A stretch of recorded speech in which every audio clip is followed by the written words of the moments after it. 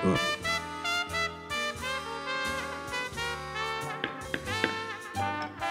evening. Welcome to the Lompoc City Council meeting. This is July 12th, 2017. It is 6:30 p.m. This is a special meeting on a budget session.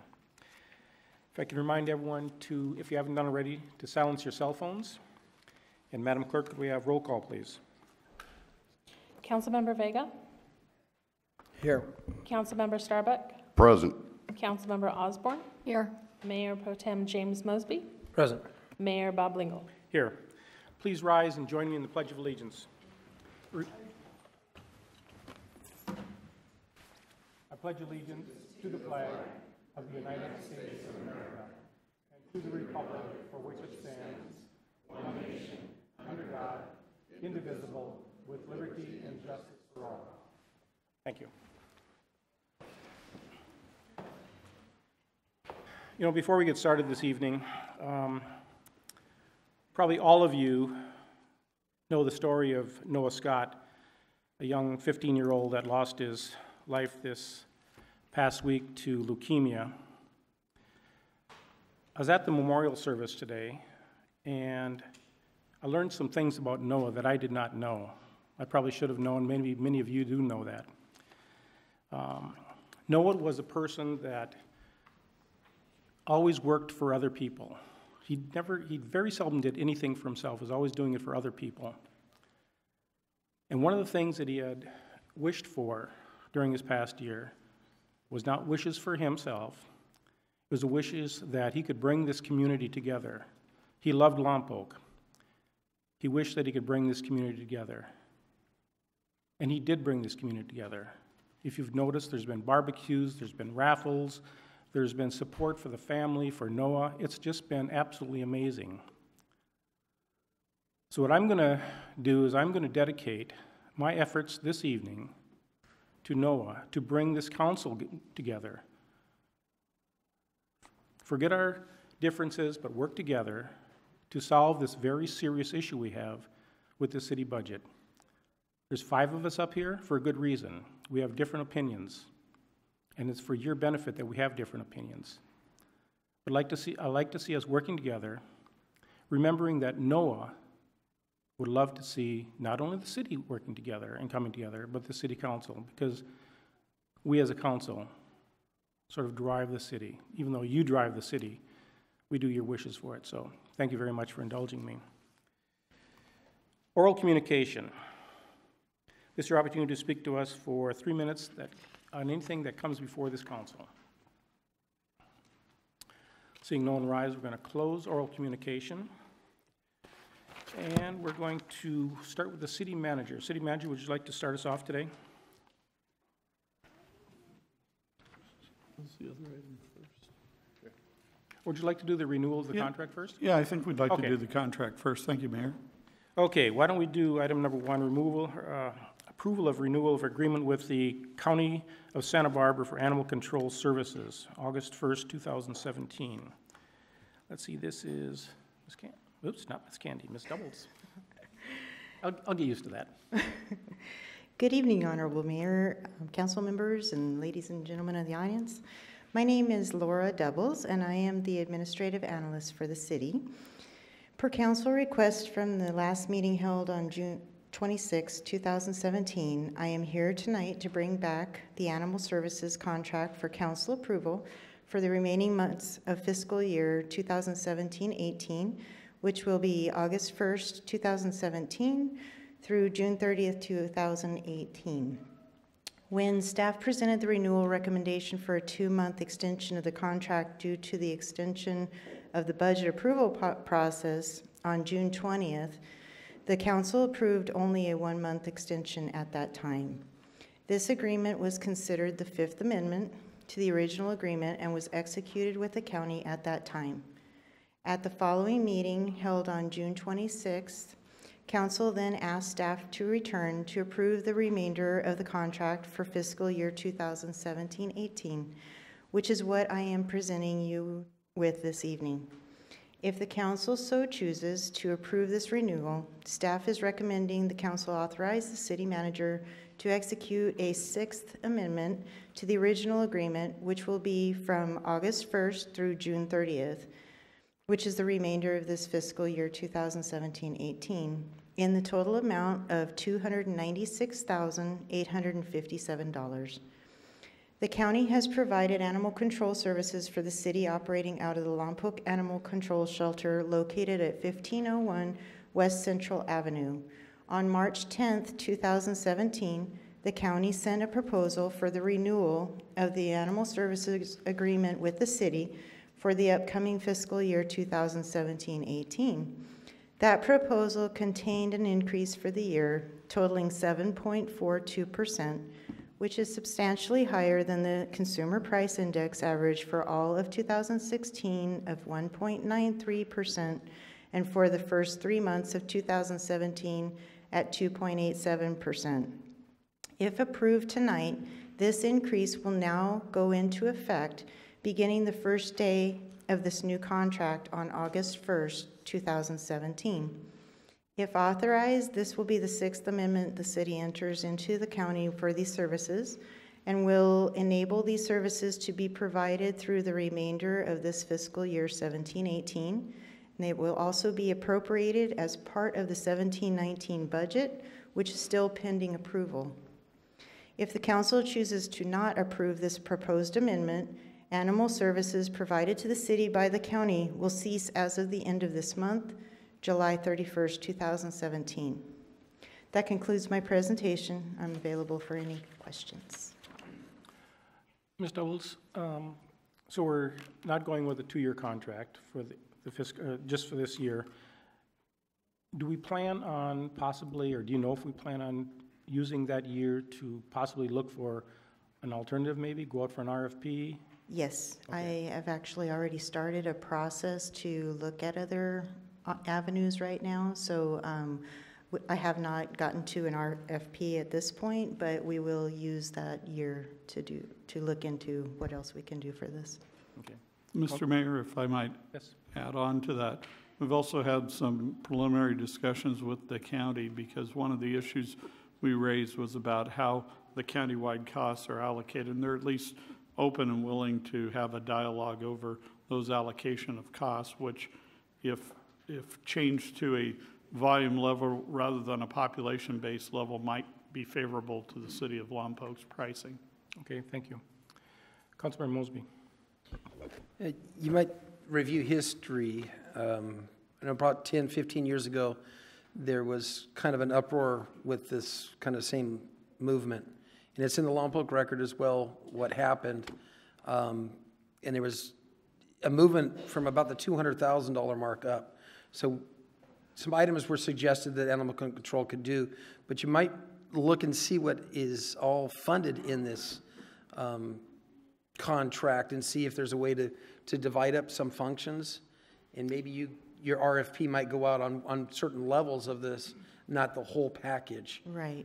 Because they were looking at one time at using it only for a holding facility. Yeah. So there were a lot of different levels that we're looking at. So That's maybe we could something- break it down a little bit more. Yeah, and that's something that I believe we're going to be talking to the county about as well, to see what they would be able to do with that. And just as a suggestion, you might look at what they're anticipating maybe for next year.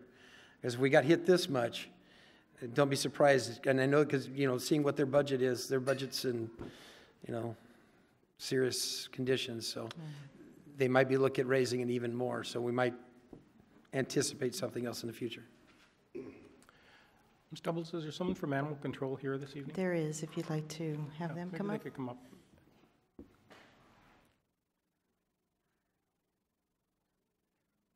Put you on the hot seat.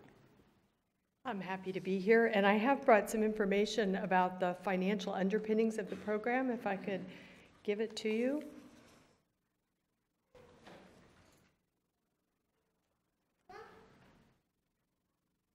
Well, would you like to discuss that with us then? Sure. Okay, sure, okay.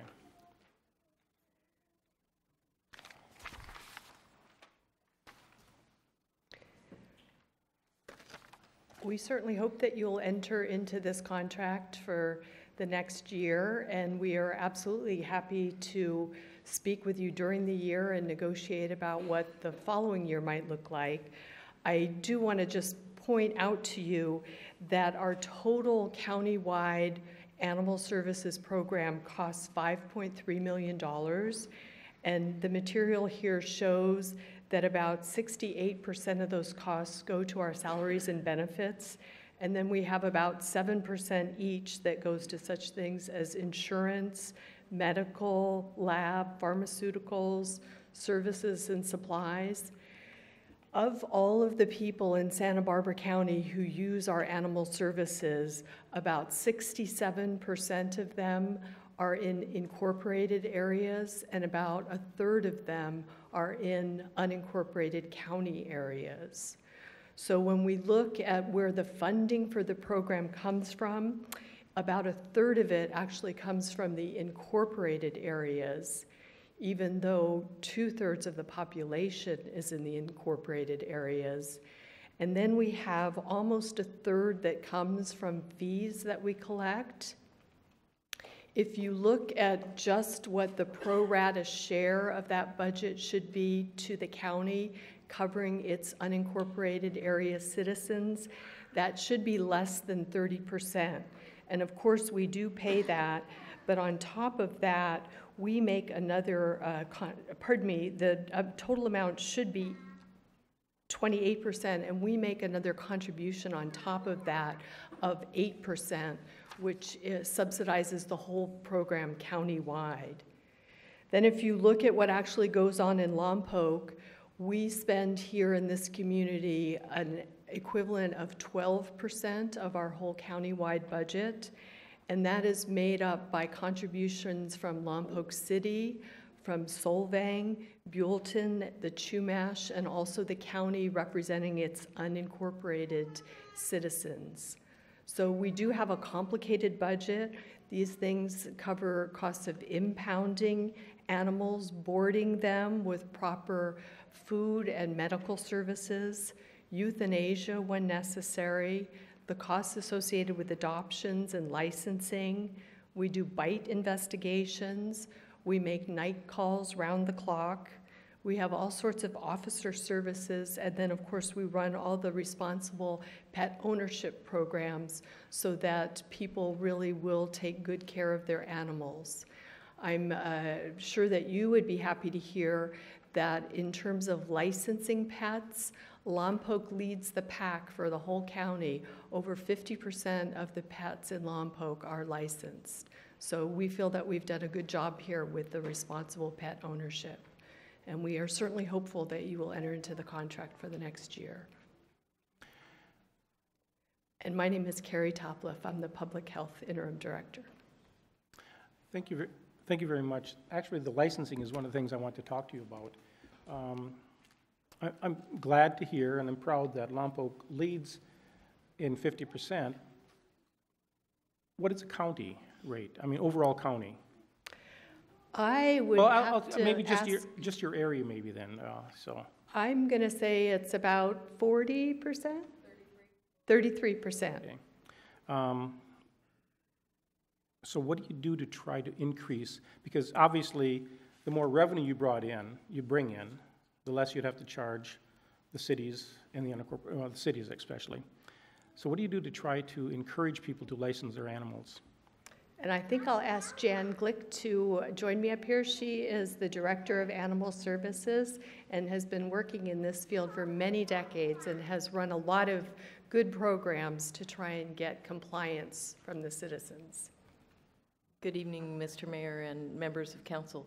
So we do have a very active responsible pet ownership program which does periodic door-to-door canvassing in all of our service areas, including the city of Lompoc. And then we have a at least annual and sometimes more than once a licensing and vaccination clinic within the city. We partner with the Care for Paws organization, which offers affordable spay and neuter. We also offer affordable spay and neuter and fully subsidized spay and neuter at our Santa Maria shelter for those residents that might need it. So we have a very active program trying to keep the licensing numbers as high as possible.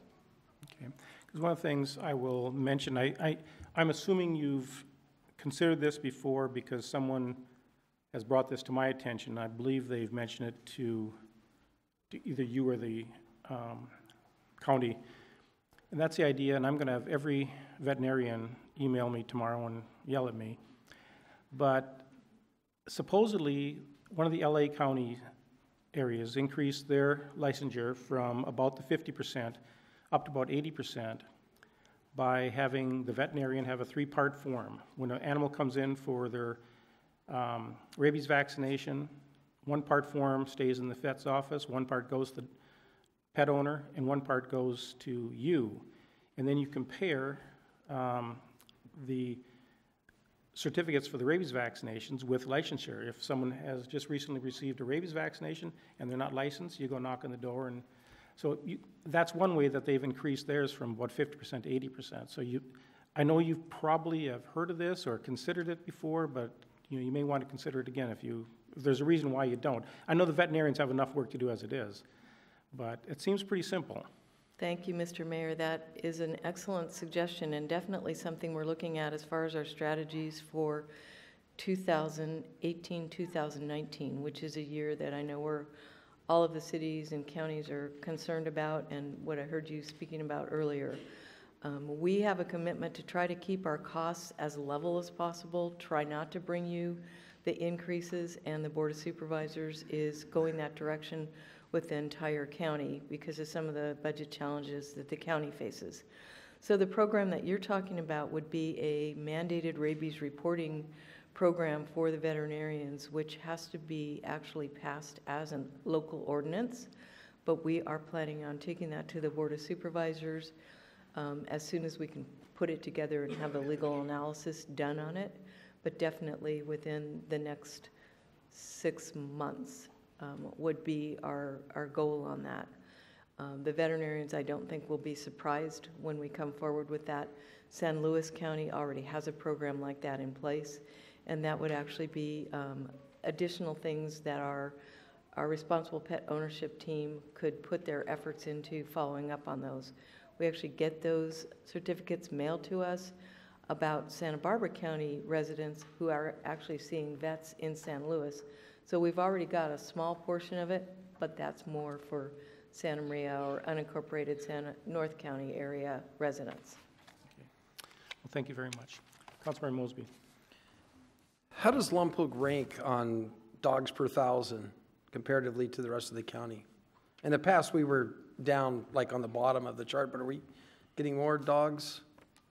We don't have a way to actually assess that. So when we came up with the estimates that we just mentioned to you, the 33% estimated compliance countywide and about 50% with the city of Lompoc, we used a formula that's put out by the American Veterinary Medical Association that takes into consideration the number of households, the mean population of the household in human population, and then it calculates by an estimated number of dogs. So it's a standard formula based on actually dwelling units. Yeah, because I know in the past there was an analysis done 10, 15 years ago, and Lompoc ranked way down at the bottom. We didn't have, compared to the other parts of the county, we didn't necessarily have a lot of dogs per 1,000. And a lot of our people are in apartment complexes and we're densely compacted. A lot of the places don't allow for it to have dogs. So the reason I'm asking this is the contract does have a little bit of that basis, a per capita number, but if it's not really balanced, we have a lot lower per capita dog per 1,000 ratio. Maybe we're paying more than our fair share in the community of Lompoc if we don't have as many dogs per 1,000. All of these type of factors are going to be the things we're going to be looking at as we study the contract fee methodology this next year, because we want to be even-handed with all the cities and we want to take that into consideration, as well as we'll be looking at usage of the services. Okay, very good, thank you.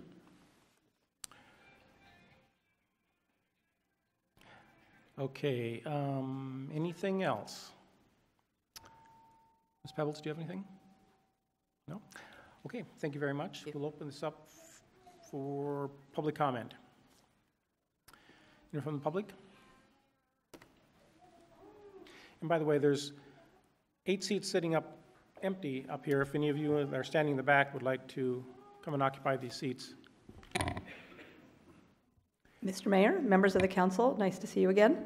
Lee Heller, I was here a couple of weeks ago to speak to you on this item. And without reminding you again of my whole history, we'll just remind you of the length of years I've been involved in Lompoc, trying to help with animal rescue and contributing financially to your shelter. And I'm not actually a veterinarian, just someone committed to animal welfare in your community. I've been working with the city of Carpinteria, which did drop its contract with the county several years ago, trying to get them to comply with the state mandates that we've been trying to explain to you. And it's been a real uphill battle. They don't really understand them. And I think you need to take the time to understand what you have to do under state law.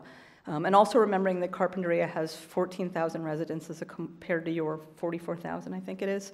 And it's a much more economically stable community with less transiency. You've got to do rabies control, licensing, you've got to provide a pound system, you've got to deal with dangerous and aggressive animals, you've got to deal with animal cruelty and neglect. The focus has been on the sheltering component, but in fact there's a huge amount of field work that goes into providing all of those services. And I'm having trouble imagining how you're going to do that without an experienced animal services agency to provide you with that service. And how do you do that affordably? You have economies of scale that go with hiring an agency that's providing it countywide. If you have to suddenly send police officers off to train them to be animal control officers, like they had to do in Carpinteria, with limited success, you're going to have to pay out of pocket to train new people to do what this existing staff already knows how to do. As Carrie Topliff has pointed out to you, the county actually subsidizes some of the costs of this program countywide. And I know you're raising the issue, Councilman Mosby, about per capita. As I mentioned to you last time, Lompoc actually utilizes more than its per capita allocation. You impound 1,000 animals a year in the Lompoc shelter out of 1,300, but your population is 1/3 of what is served by that shelter. So you take up 2/3 of the spaces, but you only have 1/3 of the households served by that shelter. Same thing for your field services. You utilize 2,500 field service calls out of 16,000. By population, you should only be utilizing 1,600. So the per capita analysis isn't how many dogs there are in households, but how much you utilize animal services. So take that into account when you think about how you're going to best meet your state mandates. This is still your cheapest option, at least in the next 12 months. Thank you. Thank you. Anyone else? Okay, seeing no one rise, we're going to close public comment, bring it back to the council. What's your desire? Okay, seeing no one with their lights on, I'm going to make a motion that we accept staff recommendation. Councilmember Mosby? I'll second. It's been moved and seconded. Any discussion? Councilmember Vega? I'd like to make sure that we, for the record, that we do plan on doing an RFP. I know that we set it within the year, but it'd be nice if we could move forward with that and as part of this agreement, just so we can see where we're at. Thank you, Councilmember Vega. We have already begun, and we'll go through doing our due diligence, including a search. That may be technically an RFP. In my discussions with the city attorney, I believe we also would have the opportunity to do a direct negotiation with a singular provider if possible. So we're either going to do an RFP or we will otherwise explore our due diligence options, including on the issues that Mr. Mosby raised about the possibility of bifurcating some of the services. And so we might have multiple providers if that makes sense and it works for all parties. But we'll include that in your, if that's the council's. Yeah, and we'll keep council advised of our ongoing process on that as well. Okay, thank you. Okay, any other discussion? Okay, it's been moved and seconded. Let's vote. And that passes 5-0. So, thank you very much.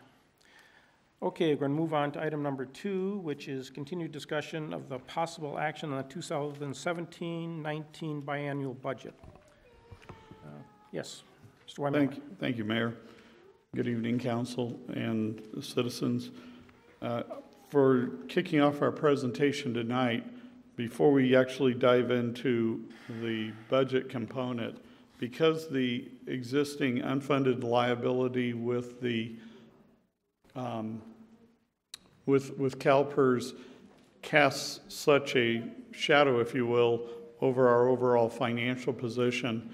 As I was having discussions over the last week and a half or so with our finance director, Brad Wilkie, it really came to mind that I don't know that we've done the best job that we could about presenting that issue for starters and exactly what those numbers are. We've provided the numbers, but I don't know that we laid it out in a step-by-step fashion that clearly defines what the cash amount is, how much of that's to the general fund, and what our options are for paying that in a shorter period of time, paying that off versus a longer period of time. And so, if you'll indulge us, I'd like to start off with that presentation, and then with that understanding, proceed ahead with the examination that we have of our budget options tonight. So, Mr. Wilkie.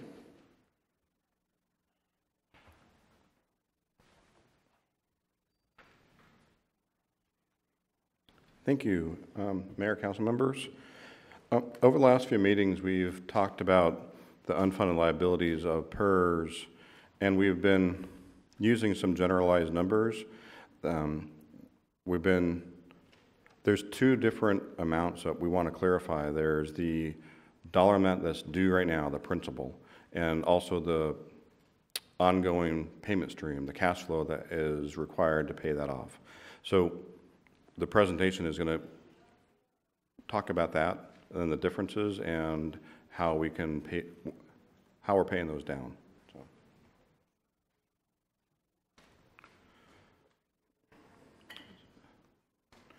So this is just a chart of what we're going to be talking about. As a overview and a kind of a summary, the city has two different plans for retirement. One is for the safety members in the city, and the other is for everybody else. It's called miscellaneous.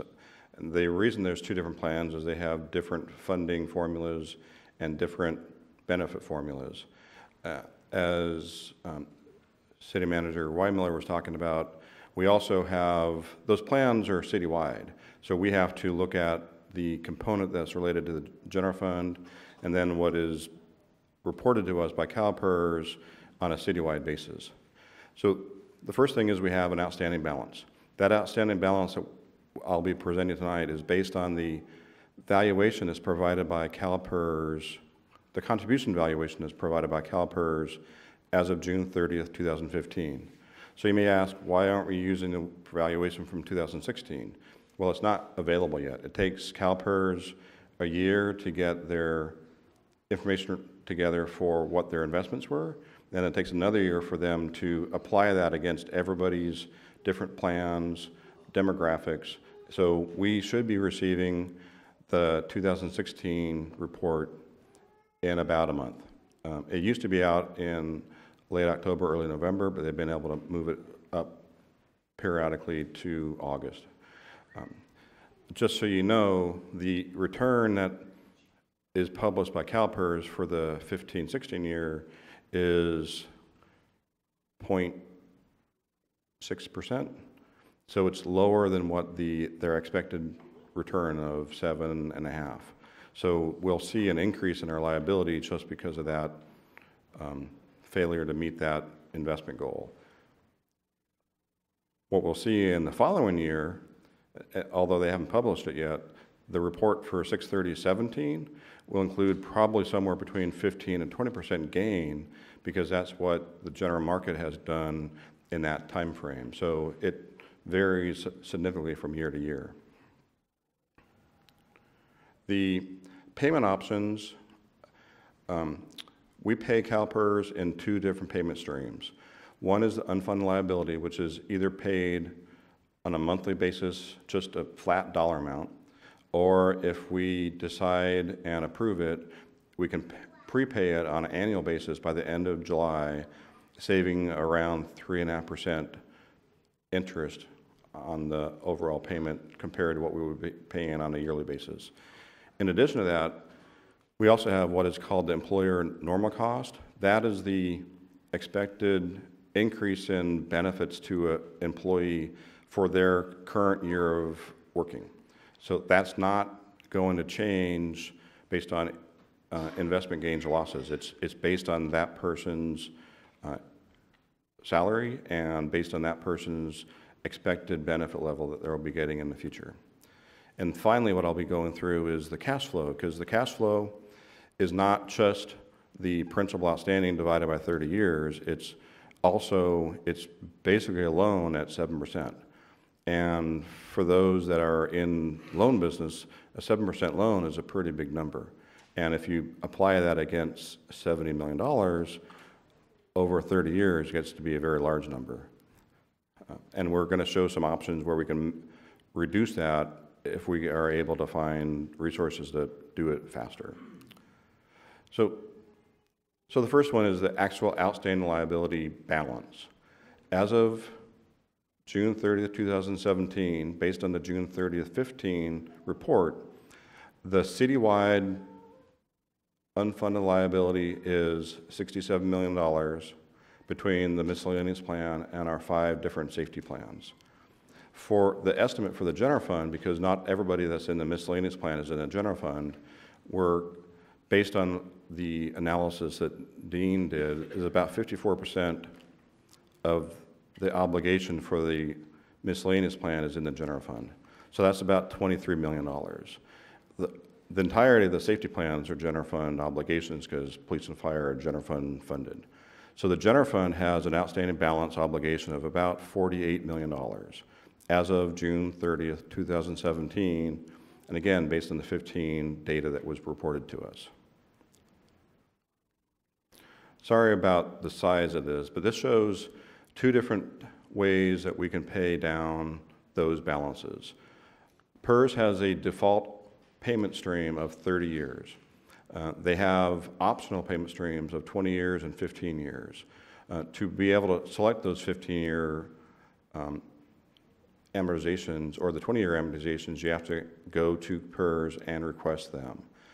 So without doing that, everybody in the CalPERS program, 3,000 funds, 3,000 entities, I know of a handful that are using something lower than the 30-year amortization.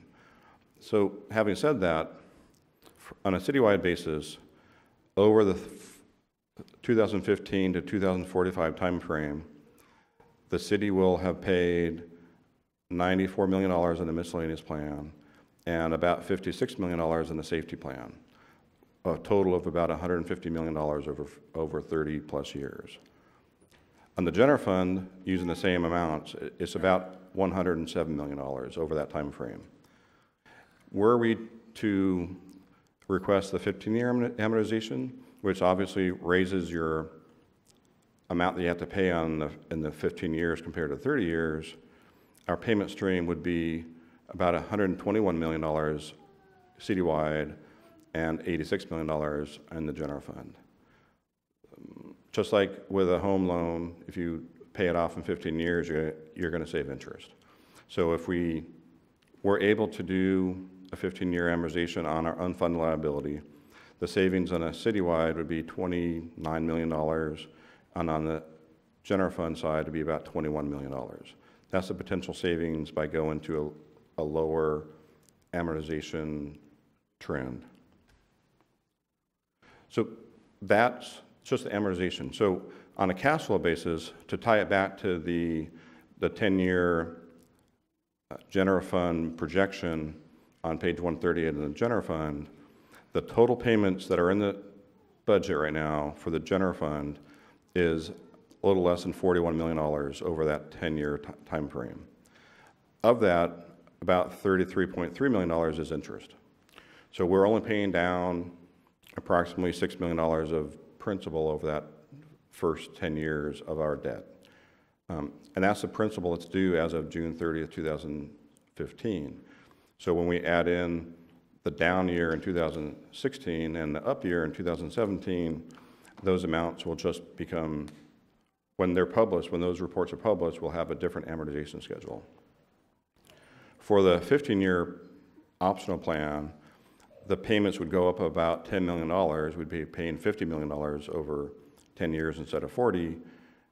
About $28 million would be applied to interest. So the amount that we pay down is about $32 million instead of about $6.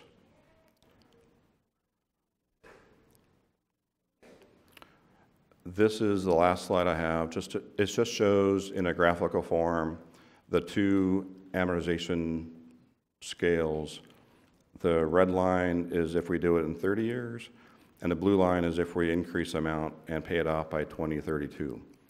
The one thing that I think is interesting, because CalPERS in 2015 introduced a planned phase-in over 5 years to start increasing the contributions by all the agencies that are in CalPERS.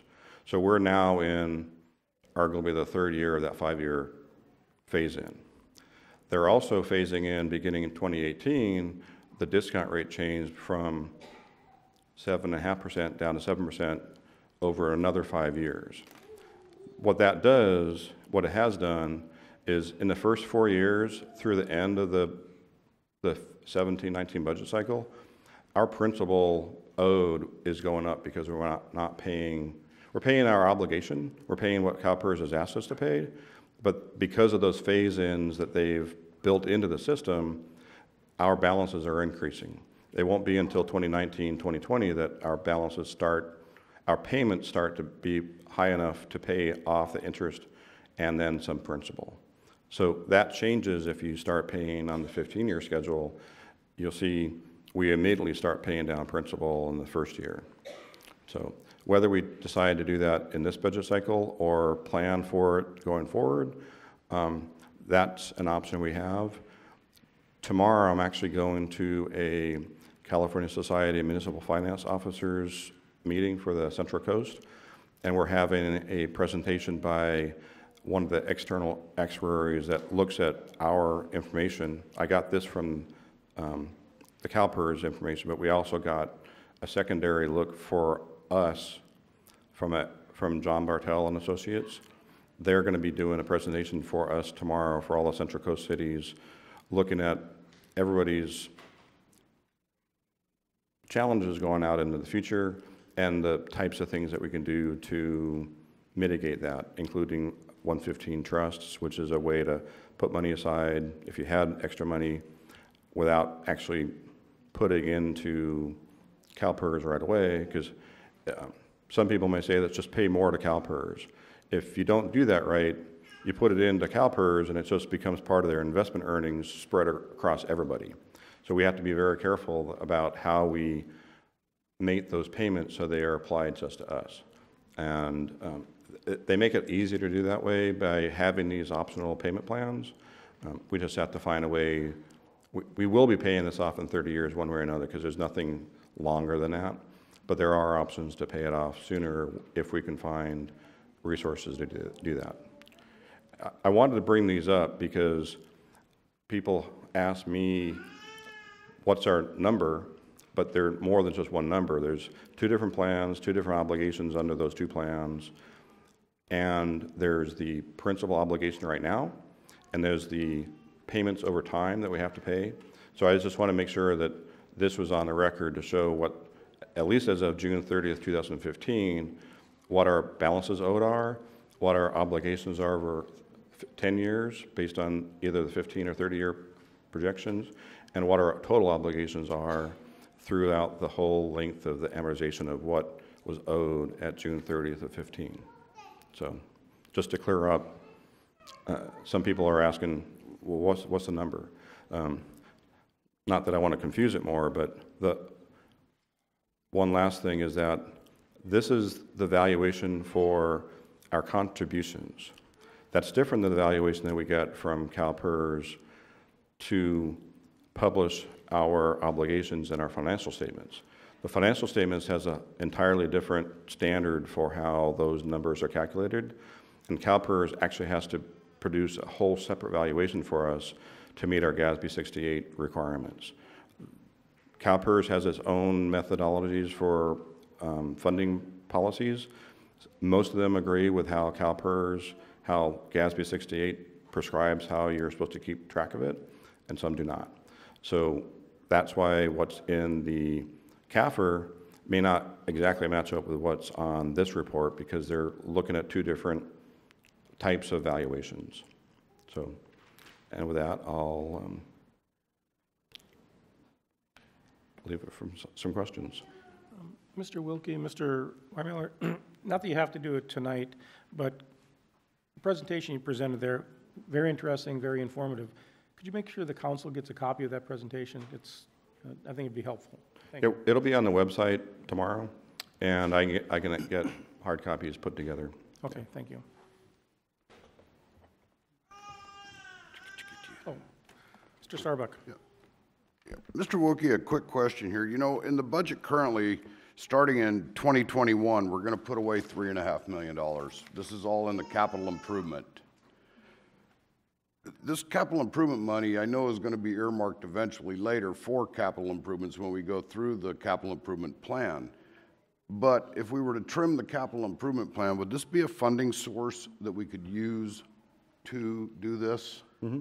Yes. Because it's showing by 2027 that we'll have 30 million in capital improvement money budgeted. So, Excuse me, Yeah. To respond to that, hypothetically, yes, and whether that's a practical yes or not really has to do with how things hold up that you would otherwise be replacing. So, just as the caveat. I think a good example of that is this past year when we didn't replace our trash trucks, we ran into some problems, so. And our roads and yeah, everything but else. trash trucks, enterprise. I agree. You know. But we have, to, yeah. Okay, Mr. Weimiller. Thank you.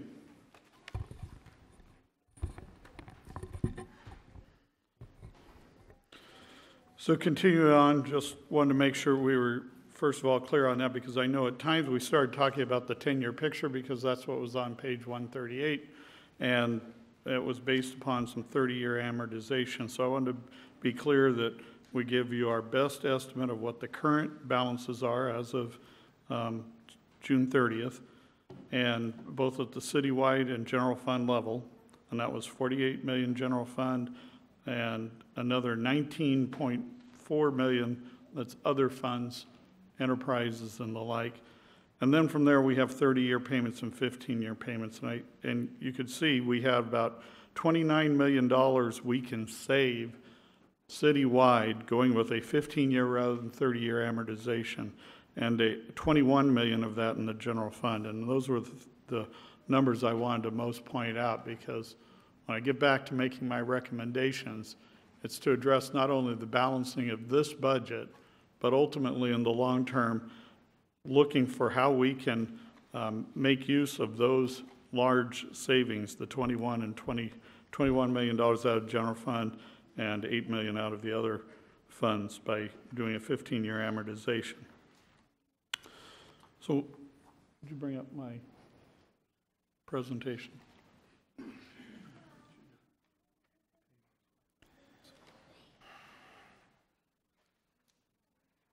First thing I just wanted to share before I got into the actual budgets, just because there's been some talk about salaries and, hey, we just need to cut our city salaries.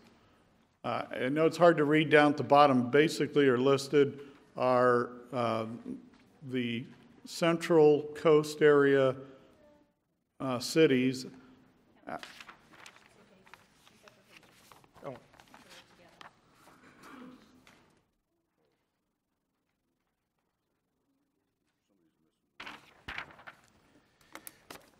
We need more? No, we just have to, okay. There you go. Thank you. We're good now. So, first what I wanted to share is this Tri-County comparable cities, Central Coast cities, and that red line over on the left is Lompoc, and that's comparing the average salary, and this was thank you. This was taken off of the Transparent California website using their figures based upon their most recent data of 2015, at the average salary in Lompoc, and you can see it goes up from there. Our average salaries would have to be 1/3 larger to match the average of all the cities being shown there. And it would have to be 66% larger to match the top city, which is Goleta over on the far right. But I'm showing this because I want to make sure we understand that it's not the fact that we have city employees that are overpaid for their professions. Consistently, we are trailing behind comparative cities. This becomes particularly true if we start having a flight of talent out of the city and adversely affecting our ability to deliver services. I also wanted to speak to, just again, normally I don't respond to commentaries in the newspaper, and I certainly don't read the blogs. But once again, I just happened to notice that the same guest columnist from a couple weeks ago was claiming I had received a $30,000 pay raise each and every year I've been here, and that was wrong. As I'd said before, I'm not making 1 penny more in pay and benefits. I received not 1 penny more than I did the day I started here. And yet they still are insisting, and still the answer is the same. No, I'm not making any more. And in fact, they were saying I was making an amount of money that's well not only beyond what I make, but in a year where I didn't even work here. So there's obviously some factual errors there. The math that's performed and offered, about 158% increases, tells me they need to go back and work on their math skills, because there's nothing like that going on. So apparently this is somebody who's one of those, well, it must be true, I read it on the internet. Please go back and find a better way to do your factual research. Moving on from here. What you had asked me to do, and what I've provided 2 different papers here for you, and for the audience, you'll be seeing up here on the screen what the council members have on paper in front of them. The first one is in response to your instruction to me to do a 4% cut of the general fund amount to see what that might look like. And in addition, we were restoring the funding to the other outside agencies that had been defunded in the draft budget. So to first go over the 4% exercise that you instructed, here's what I would offer to show you.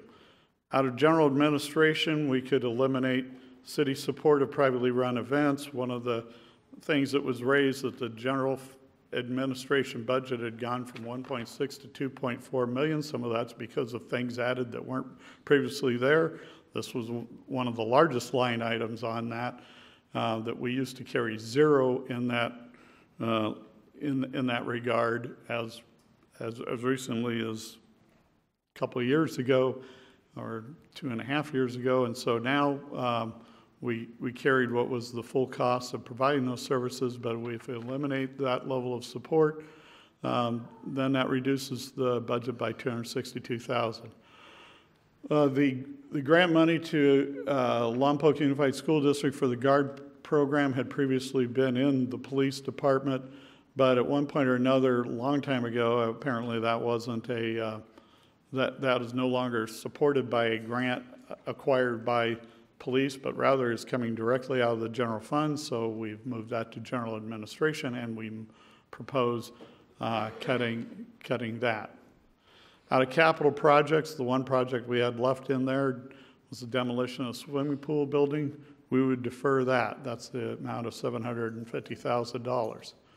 We were asked to look at the possibility of doing voluntary furloughs, which we have done.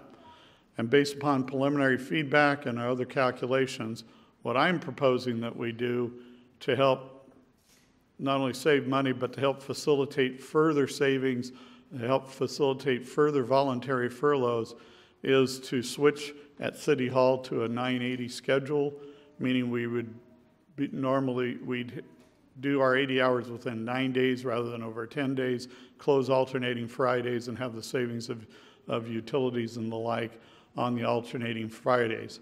For this particular budget cycle, 17-19, I would suggest that we could close every Friday, and in that way, we would, even though we'd have some people maybe still on, we would be providing an additional opportunity incentive for people to make use of their voluntary furloughs or to be able to burn leave time, that even if they're not on voluntary furlough, which helps us this budget cycle, by using additional leave time, they're helping us in future budget cycles. So in doing that, we would extend our hours of service Monday through Thursday.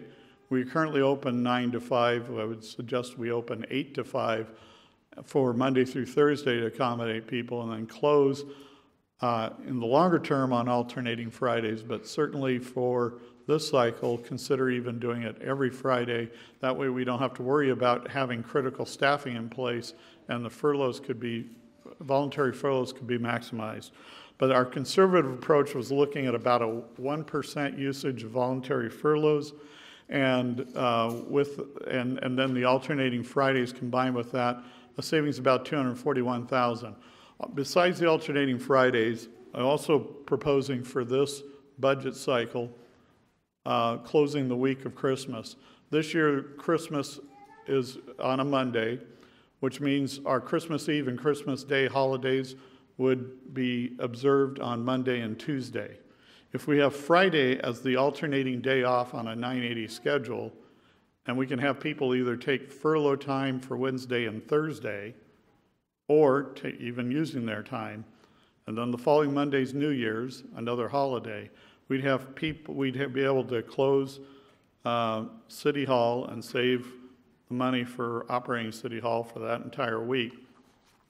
From the last day of opening, unless we are closed on the Friday, the last day of opening would be Friday the 22nd, would be closed up until Tuesday. We'd open again Tuesday, January 2nd.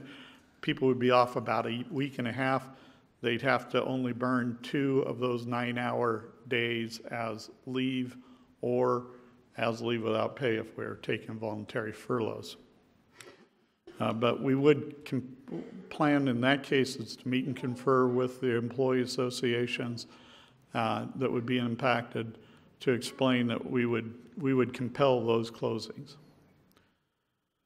A reduced fuel budget. We went back and examined how we had done on past in the past cycle, and we had because you have to estimate what you believe your fuel costs are, and because we didn't realize the fuel costs ended up being lower than what we had anticipated and forecast, we've got some room to be able to reduce our fuel budget, carry those savings over, and then reduce the current fuel budget. Also under multi-departmental, we've got temporary cancellation of commissions. We went through and did a study, and I'd say not all commissions. I would recommend keeping the Planning Commission, the Human Services Commission, the Youth Commission, and the Pool and Park Foundation in place, and having the others stand down for a while. And that will enable a savings, as you can see, about $88,000 because of time and of staff time and other expenses. In Economic and Community Development Department, this is the same list that we had done previously when I brought forth the $1,363,000 in cuts. So those we would still offer up. In the Parks Division, recommend reallocating Bark and Park costs to the foundation, as I'm being told that was the original intention, and then eliminating the maintenance of the multi-use trails, at least for this cycle.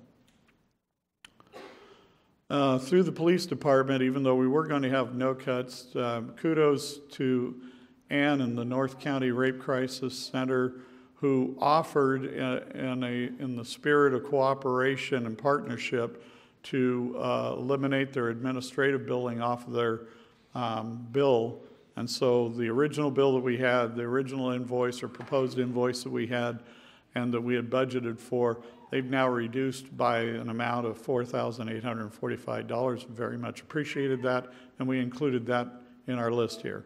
To the library, we looked at reducing training, travel, and meetings, almost $10,000 there, and freezing some positions and doing some voluntary furloughs, including some that have actually been indicated to us already. We'd be able to save about $40,000 there. Now, here's the part where we really get sticky, but I don't quite know how to make everything connect together and do the 4% without letting you know of this option. And that is an overtime reduction of $200,000 that we achieve also as a part of a temporary phase out of fire rescue. So we currently operate that on 3 shifts around the clock.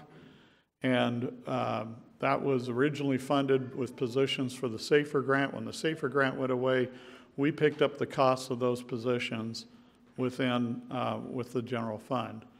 And so what would be proposed here is that the fire department has an attrition rate of about 1 position every 4 months. And so as a position became open through attrition, we would stand down the first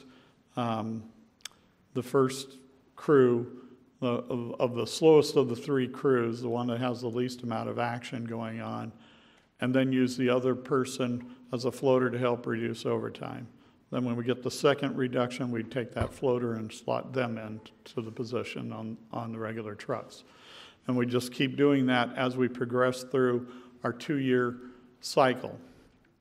And you can see altogether, we have savings of about $200,000 on overtime reduction and this temporary phase out of fire rescue of about $780,000. Now, I don't recommend this, but this is what I put together to be able to reach the $2,835,000 target figure, which was the 4% cut from the general fund. I do have a recommendation I'd like to make, and if you'll allow me, I'll proceed with that, or I can receive your questions now here. But my proposal, I have a proposal that allows us to balance the budget and do that without relying on a voter measure, one that would allow us to keep fire rescue in place and still put us in, give us a couple other options. So if anybody needs any clarification on the cuts I've made, I'd be happy to do that now. If you don't mind, I'd like to go ahead and also, since this is before you, also show you what my recommendations, which are pretty close to this with a couple of key exceptions. I don't see any lights on, and I won't ask the question right now, but I would, as we come back, I'd like more clarification on the fire rescue, because I'm concerned about that. Okay. So we'll get some clarification later on that. All right, well, let me proceed with the other one because it involves not impacting fire rescue, so then we'll come back and we can talk a little more about this. But I did want to point out that for all those cuts, the total amount of those cuts I just presented to you are $2,850,000. The total amount we needed to reach the 4% was $2,835,000. So this satisfied what your direction was. Here's my recommendation. Our original draft budget shortfall without the ballot measure, because as you recall, in my draft budget to you, I was relying on the ballot measure to help deliver and balance the budget. It was not in balance without that ballot measure to the tune of $1,363,000. So recognizing we need to come up, so that hearing your desire loud and clear to not rely on that ballot measure to balance this budget, we need to come up with $1,363,000 in cuts, plus we need to come up with some cuts that offset the restored support for these outside agencies. So we have restored the Chamber of Commerce to the tune of $216,000. That's not the advertising, that's the operational. We restored the North County Rape Crisis Center. That's the number you'll notice before their $4,845 deduction. We restored the museum to the tune of $123,000, C3H at $35,200, and the year 2 of the human services support, which is the other $25,000. So all of that together, the $1,363,000 and the support for the agency says what we need to balance this budget right now are cuts that are $1,866,045. So those total 4% cuts that we have on the table right now, $2,850,000. If we do not phase out fire rescue, we put the $979,000 back in, if you will. That leaves our total net additional cuts here of $1,870,000. And the total we needed to balance the budget was $1,866,000. So that gives us a breathing room of a few $1,000s there. So overall, my recommendation here moves Plan B into Plan A position. We had called it Plan B, said, well, if you're going to have the possibility of doing a ballot measure, if it doesn't pass, you need to be ready in advance. And I have to agree, that is sound counsel and guidance. So we move Plan B into Plan A. We make this Plan A. We balance the 17-19 budget without relying on ballot measure revenue. We restore funding to the outside agencies. It enables fire rescue to remain fully operational, and it buys us time so that the results of a 2018 ballot, because I still do recommend the results of a 2018 ballot measure can provide direction for future budget cycles from that time that we then know the results of that. The important thing about why I'm still advocating strongly for the 2018 ballot measure is, number one, I believe, again, the citizens should have the right to have the say of whether they'd like to have their services cut or not. Number two, that's even though we're even discussing a ballot measure because of that unfunded liability that we talked about, it's not what's dependent on the ballot measure. Services are what's being provided by the ballot measure, because we have to pay that unfunded liability whether or not we have a ballot measure. So the purpose of the ballot measure is to ensure that we can maintain and restore services at the appropriate levels, and because other budget cuts to bring it into balance are going to savagely tear apart our ability to provide services at the levels and expectations that citizens have come to expect. One thing about the ballot measure I will say too is, if I've heard the majority of the sentiments of council correctly, you're not particularly keen on the idea of a utility users tax, and I haven't heard overwhelming majority support for the transient occupancy tax, the hotel tax. And there may be support for the sales tax. So to make everything work out right, what I would suggest is, well, let's focus on one tax measure rather than 3.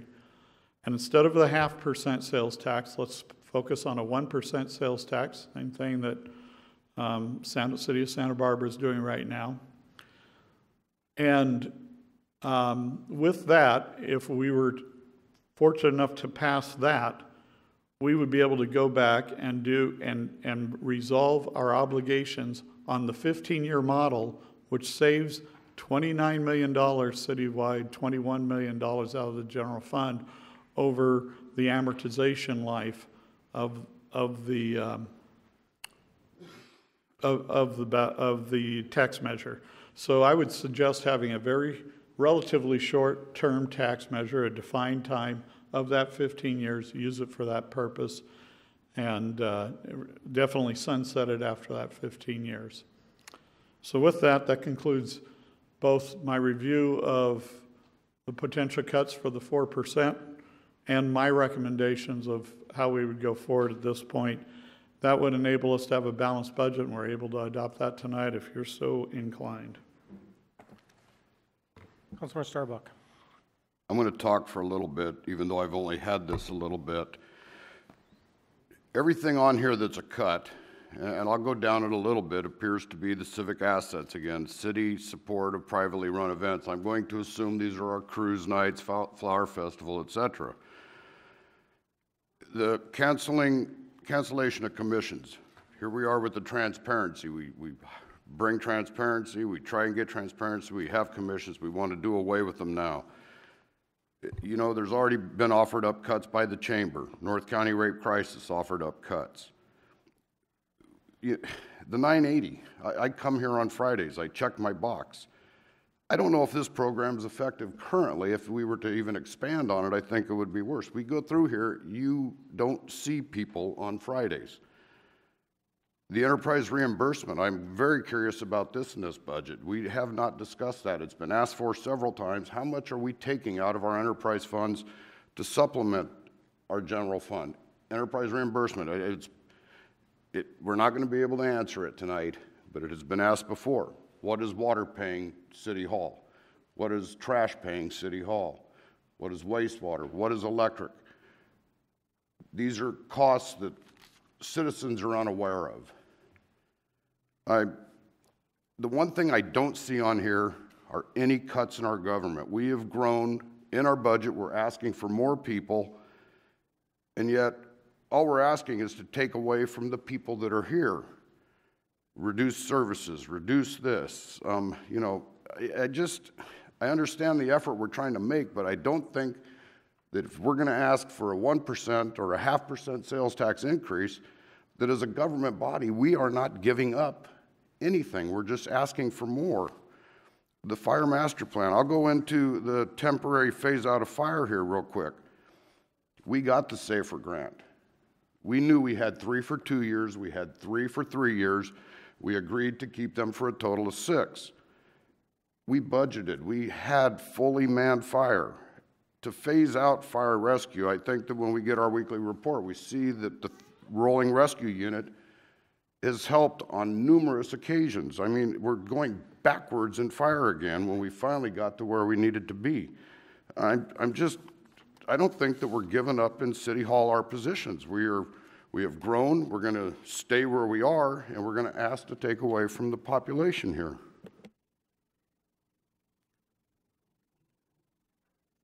A response, sir? Yeah, I've got plenty.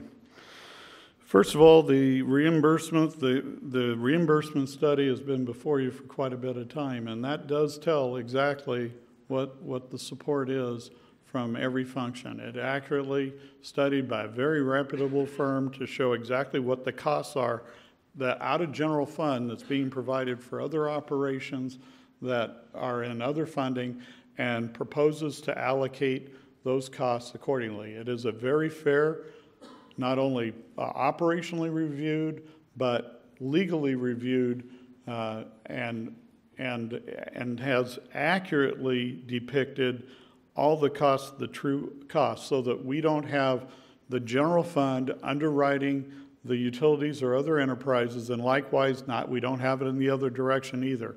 We pass all the Prop 218 requirements in that regard. So we don't have the enterprises are paying nothing more than their fair share. So on that point, that's been in place and been in place for some amount of time. As to the other recommendations I had, like I said, my recommendation does not involve, you mentioned the chamber. We have the chamber fully funded, not for the advertising per your direction, but have the full cost back in for all of the outside agencies. And you know, from the beginning when we talked about those agencies, by the way, I made it a point. I think they all do fine work. And this was no reflection at all on the quality of their job or anything, but how that originally, why that was offered up, was because recognizing you had priorities, we have core missions, and those were missions being carried out of other organizations' core missions. But we've done the 360, and that's fine. So I don't want to leave any thought that those are not back where they were. They are. They've been restored. I believe there are savings to be had in 980. I think one of the problems is we do have some areas that are currently operating 980, and we don't necessarily bring any savings right now because we don't have closure and we don't have the entire team together on the same schedule. So I've seen it work in other places and work effectively. It's untried here. So my recommendation is we give it try and give it a go. And when you talk about cutting government, tell me what services you want to cut. We keep going back there, unfortunately. I have set up and preserved the services based upon your articulation of what your priorities are. If they've changed, please identify that for me, and then we'll go and we'll cost out the difference. So if you have something where public safety is no longer the priority, we can go make cuts in public safety, but particularly if you can be much more exacting on what area of public safety. If you've got something about parks which you used to value that you're willing to cut, then allow that. That's how you shrink government. I don't have any other way to shrink government when we're running tight. We're running lean and tight already. What I tried to establish in carrying out the instruction that you provided was to meet your goal, to meet your dollar goal, and do it with the least impact on services and the services that you identified as the priority. If there is, and by the way, the 4% cut for this cycle is about, what is that, about, it is this $1 million more than what we need to balance. And that's why my recommendation is, yeah, let's put fire rescue back in place. It saves lives. We can quantify that fire rescue saves lives. We have faster response times. We have better coverage, particularly when the call volumes are up. And it's not what I'm recommending, but it's the only way I could get to the number with when you give me a target, I got to go do a target. As to the commissions, again, it's offered up as a possibility, and it's a temporary stand down. But that does cost us money. It costs us both direct money and it costs us time. At a time that you're asking me to go out and to promote voluntary furloughs, which I think is a good idea. But to do that, I have to free up work volume. I have to free up time. This consumes time.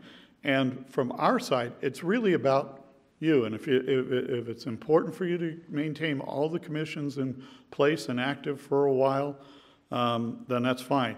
I tried to choose those commissions that have activity roles, and those were the ones that I said we should protect. And the other ones are not doing anything that's assisting us, staff, to be able to carry up our role. I realize they're serving you perhaps in your oversight, and so I'm giving you an opportunity of an area where we could save an additional $88,000 if you wanted to take that on a little more directly on your own, at least for the next 2 years. If you don't, I understand. The big thing here is, rather than just attacking what I brought forward, because this took a lot of work and a lot of effort, and it was heartfelt effort to bring to you what you asked for. What I would rather recommend is we can get it back up on the screen. If there's a line item you don't like and you find unfavorable, that's fine. We can strike that off, and whatever that dollar amount is, we just need to find it someplace else. So why don't we do that? And if we take that approach, then we'll be able to adopt a balanced budget tonight, and we can head on our way and move forward instead of looking back and worrying about our back. That would be my recommendation. Mr. Starbuck. Well, we're probably not going to go down that road tonight, Mr. Weinmiller. I want to talk about the enterprise reimbursement very briefly. I've been on that committee. Councilmember Mosby and I have been on an ad hoc. I've got to tell you, it is very complex. There was a lot of parts in this that I felt were way overdone. We were taking the number eludes me, but just under $1 million from the enterprises for public safety. Does public safety, do these enterprises require that amount of money? We're going to talk about government facilities. Over $4 a square foot for an enterprise to rent in City Hall, and a replacement value, which is unheard of in a commercial world. A tremendous amount of money again going off.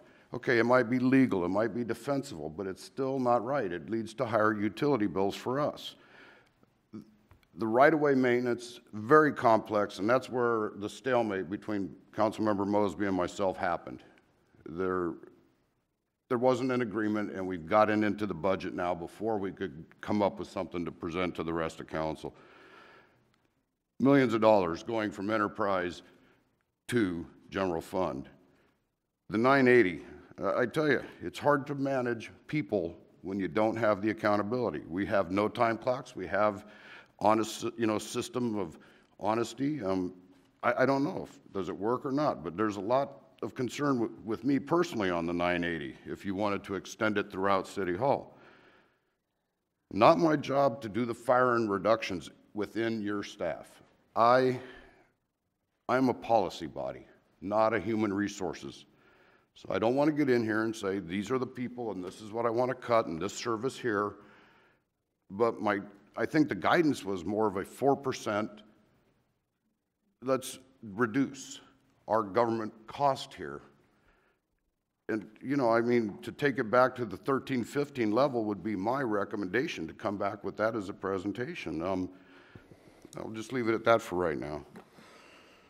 Well, one of the big problems about going back to any previous budget is we don't live in a 13-15 world with 13-15 outside costs. We don't live there. We can't go back.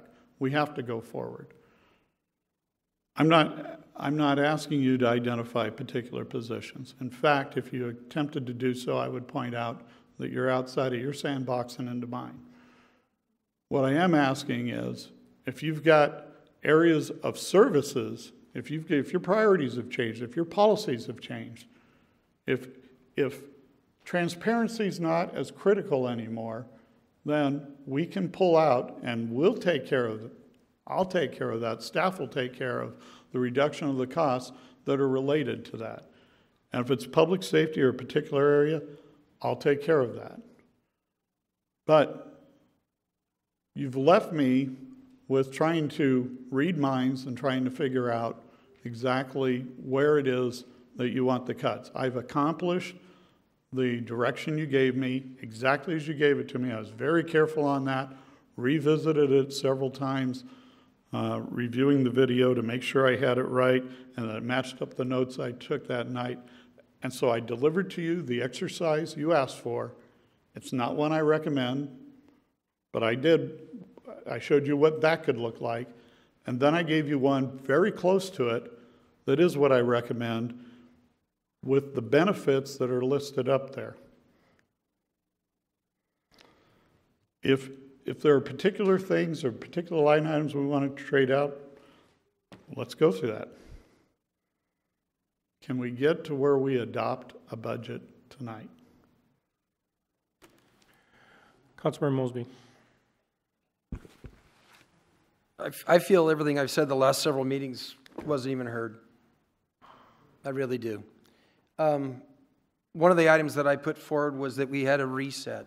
We go look back at new departments, new positions that were brought forward, and we look at them. Are they things we can currently afford?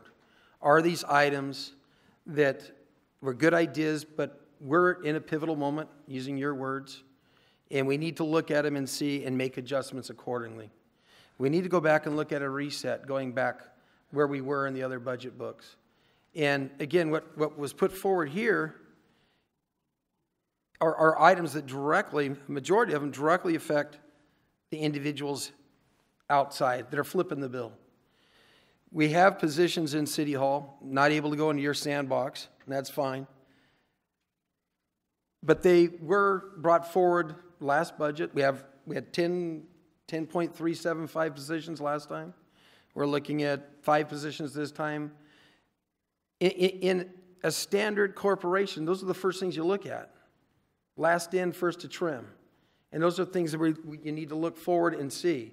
And I was reviewing one of the departments in 2010 in the Lompoc record, and I won't go into the department directly, but one of the reasons why we brought that department in was because we had a savings in expenses that we didn't expend.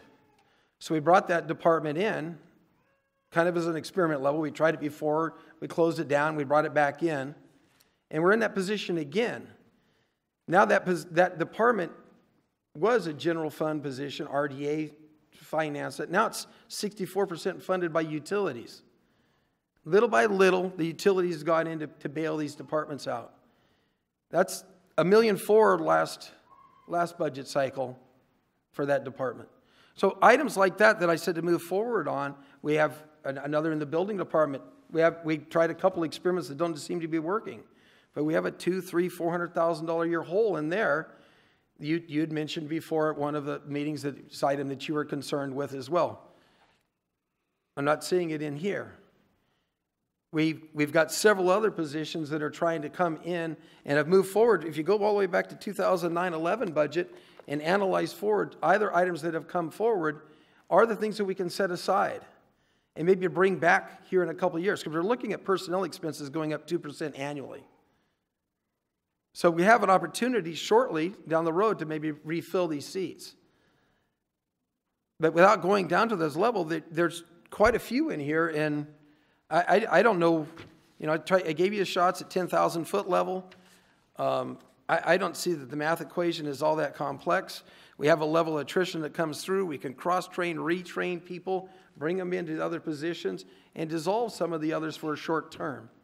And it might be 2 years, it might be 4 years, it might be 5, whatever it works through mathematically.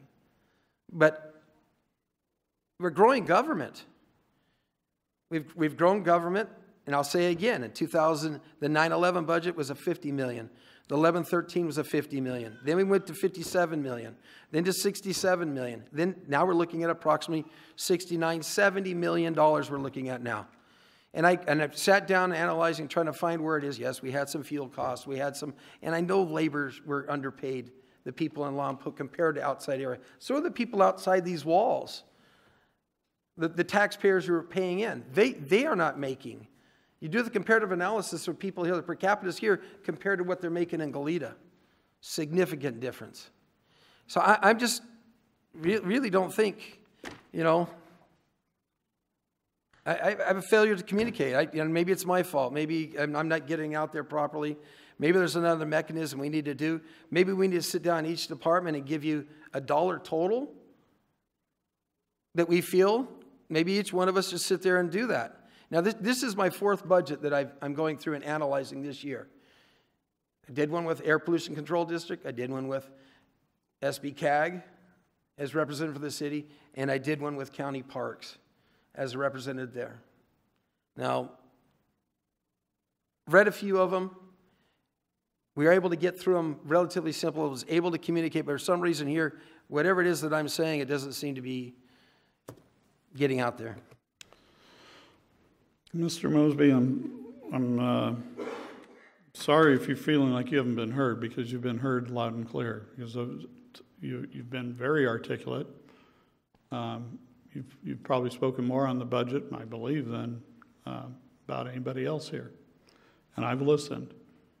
And I've also listened and made sure I understood hearing what you said. I took careful notes as you made your suggestions of areas we might look at, and I referred to those. And I did react to them. My direction came from the council as a whole, and that's what I clarified at the end of the process, was exactly what we were doing. We can go back and visit that again. So yes, you made your statements, and I heard them loud and clear. But I don't work for individual council members, as you know. I don't work for the mayor. I work for the majority of the council. And so as I pinpointed what your aggregate desires were and made very careful notes, went back, listened to it again, make sure I had it right. I've also been through multiple budgets, and gotten through the other ones, and hopefully we can get through this one. Councilmember Osborne. So council asked for a Plan B, and you gave us a Plan B and a Plan A, and they're very difficult decisions. So I do appreciate the work that's been put into it and the fact that it wasn't a singular direction, that you took input from all of us. The other part that I am appreciative of is that it wasn't an immediate cut of staff. That instead there's an effort to apply furloughs across the board and experiment, as some of my fellow council members like to call other things, with a new way to approach doing cuts, because I do not believe it is fair on the current employees to carry the weight of an issue brought to us by an outside entity we have no control of, hence CalPERS. So the fact that you worked through this and that staff provided input and we had some concessions by local entities that desire funding from us is very important, because this is going to hit our community as a whole. And yes, unfortunately, it hits services. I personally would much rather see the support for privately run events stay in and the chamber look for new funding, because it's more important to support these civic events than to provide an organization that's member-supported money. So that would be my first input to you. I understand the need for the crossing guards and that it's a grant with LUSD, and that for some reason when the grant disappeared, we took on the burden. And I'm sorry to the community that we might have to eliminate that, but we are first and foremost responsible to the city as a whole. And so there are going to be tough decisions that have to be made that affect all of us. At the same time, it's operating costs that I want to eliminate, not personnel. We have lots of interesting things that are beginning to happen. Our revenue generation is increasing. Our sales tax is increasing. If we didn't have to deal with the adjustment from CalPERS, we would be okay. So again, making a tough decision and dealing with a cut and going back and having a discussion about what the ballot measure should be and putting it to the voice of the public is the right direction. So while I disagree with having to do cuts, I do appreciate the opportunity to have something to speak from. So I realize nobody's going to be happy with our final decision, because I'm not happy with cuts at all. So let's focus on what is a policy decision, what's an operating cost that we can direct, and what is something that we can all just accept that none of us are happy with this, but it's the best point to move forward. That's what I'm asking from. I'm disappointed that I don't have a report from the ad hoc on the reimbursement study fee, because that might give me more information. But right now, I have what exists, and I have to go off that. I don't want the rescue to be phased out. I know exactly how it is helping our community and don't want to see that lost to public safety's priority, and I don't want to see that lost. So I appreciate the freezing of positions by the library. I know that's a difficult thing. I appreciate the fact that the library came forward with a very large amount when they weren't put on the list of priorities. So this is uncomfortable, it's disappointing, but it doesn't affect our employees, and I don't think it should. Councilmember Vega. I have to concur with Councilwoman Osborne. I think these are tough times, tough decisions. We both, Councilwoman Osborne and myself, both went to training at League of Cities on city finance and policies that attribute to anything that we do now with the budgets, and also with the unfunded liabilities, CalPERS, of different cities throughout the states. It was very enlightening to see that all these other cities have also been in this same situation. There are cities that have done and gone the complete opposite direction that we are. We have the ability to actually improve ourselves here with just a temporary change up a little bit. I also think that saving our public safety and maintaining our levels of support, whether it's the police or the fire, I think that's the key to us getting up and moving forward and getting past this. So I really am an advocate of the public safety aspect of all this. So thank you, Mr. Weimiller, for your work on this. Everything else to say right now? I think that concludes things. Thank you. Okay, thank you. We'll open this up to public comment right now. If anyone has anything to say, step forward to the podium.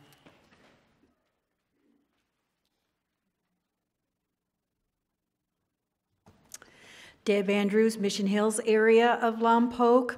I appreciate the hard work that's been put into this by all, and the focus on not just across the board, but the line items is the key. If each department would go through their expenses line by line, zero-based budgeting, and only add those items that were necessary to reach their goals. Some departments get software every year renewed that they don't use. All those things add up. I think that's key. In addition, privatizing city services that you can. I think the animal services RFP is a really great start. Other city services may benefit from that as well. The CalPERS expense is not sustainable. You have citizens in Lompoc that have no plans for retirement at all, and they will be responsible for funding this. As far as going back to 2013, 2015, some citizens are at 2002 levels of income.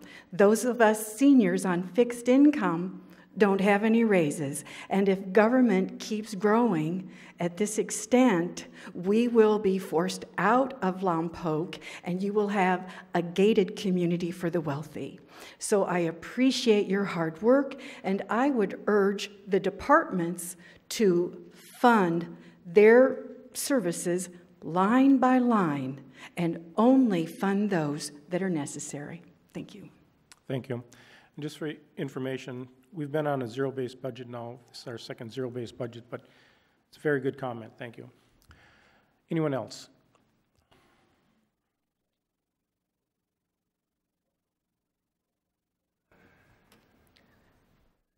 Good evening, Mr. Mayor, Council, City staff, community members. My name is Anthony Hudley, and as the President, I am proud to represent the members of the Lompoc Firefighters Association.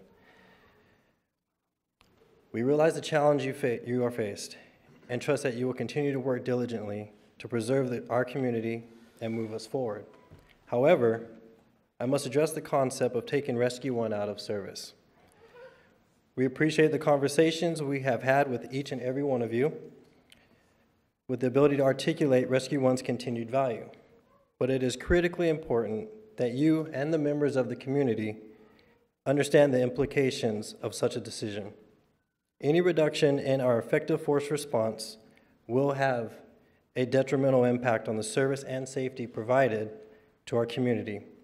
We cannot regress to a staffing level established in 1985.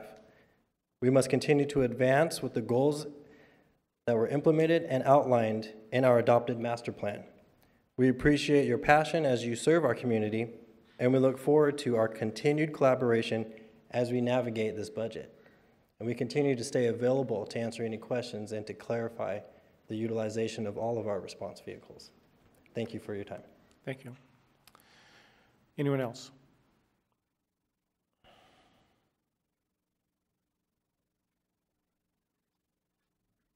Good evening, council members. My name is Mayra Padilla. As a parent, it really worries me the safety of my children and everyone's children in here is being put in danger because of money. I don't think no life of any children of us, mine, should be put in risk because of money. One time I was walking my 11-year-old boy to school and I was almost run by. If me, an adult, was run by, if my child was almost gonna be run with me, I don't want to think how many kids are gonna be run by without cross guards. I don't think any life of any children is worth it, not that $93,000 saving. My children's life is not worth it. I don't know about yours. Is it worth it? Is your children's life worth it? I don't know. Mine doesn't. And I don't know if if your children's life is worth it, $93,000. Mine doesn't. Mine is not. So it really worries me as a mom. Thank you. Thank you, ma'am. Next, please.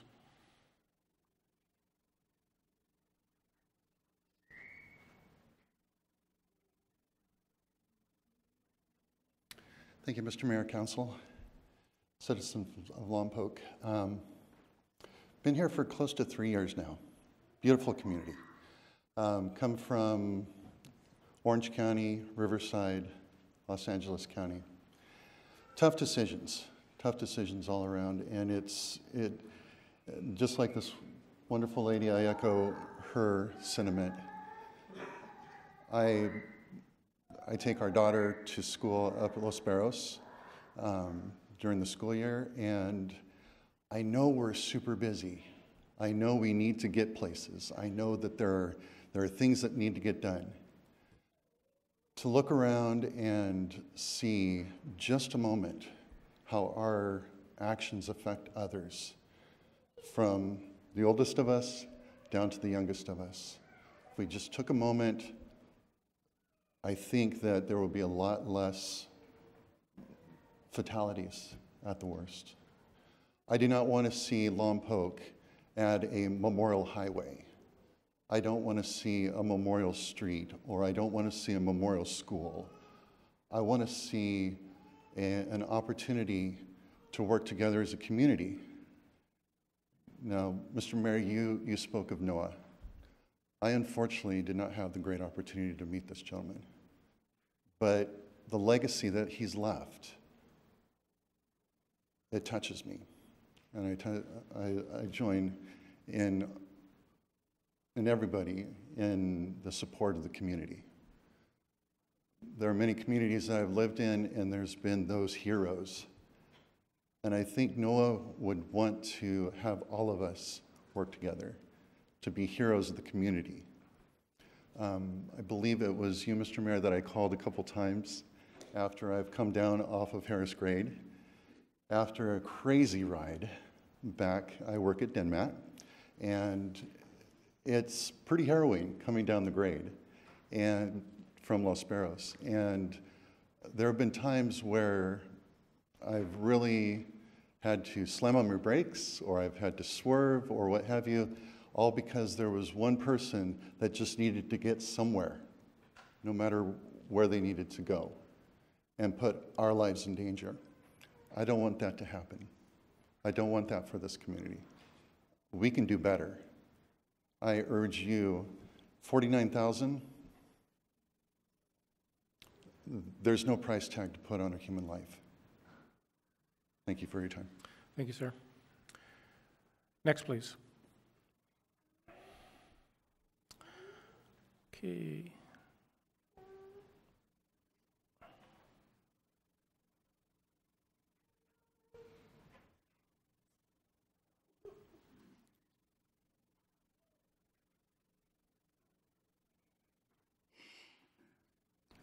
Council, Dwayne Holmdahl, citizens of the Lompoc Valley since 1950, so I've seen as much change as you guys are even more than that.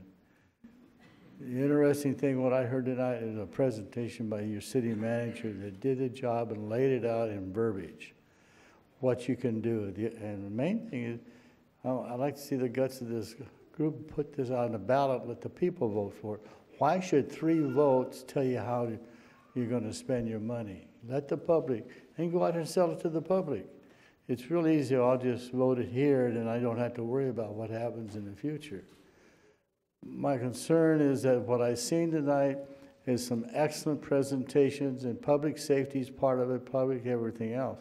But we just can't kick it down the road like one of your council members like to do it. Thank you, sir. Next, please.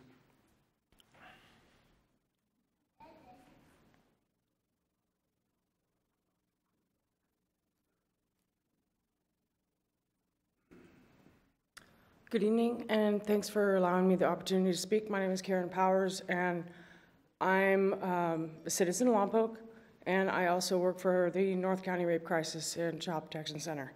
We went to a mandatory CDBG meeting this morning, and we were told that for 2018, the $25,000 gift, for lack of a better word, that the city gives out of the general fund to CDBG was not going to be given in 2018, though it is in 2017. So we were asked to come and speak on behalf of that. I really hope that that's not true. Kind of getting mixed messages on that. I really hope that it does come forward. The current administration in Washington is not super human services friendly, and we're kind of worried about funding, so that you guys are human services friendly. I hope that you can follow through with that in 2018 and keep that $25,000 going.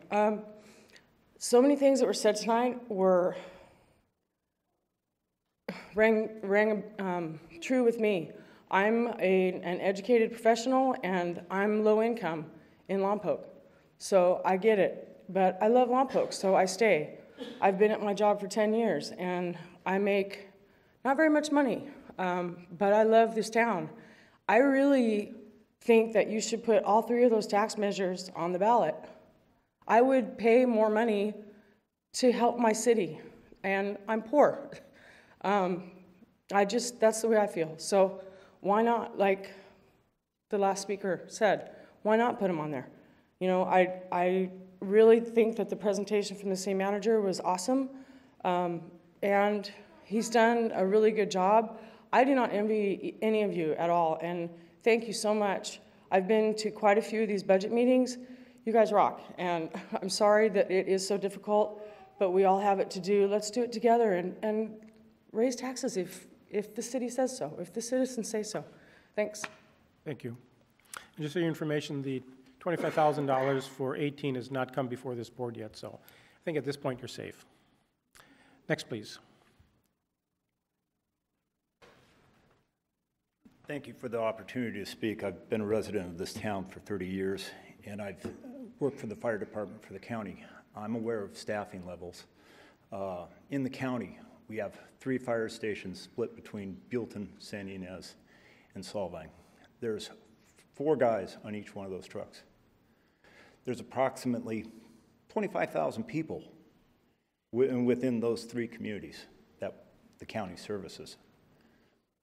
Lompoc, 50,000 people, ballpark. You got 2 engines and a squad. You should be increasing. That's all I'm going to say.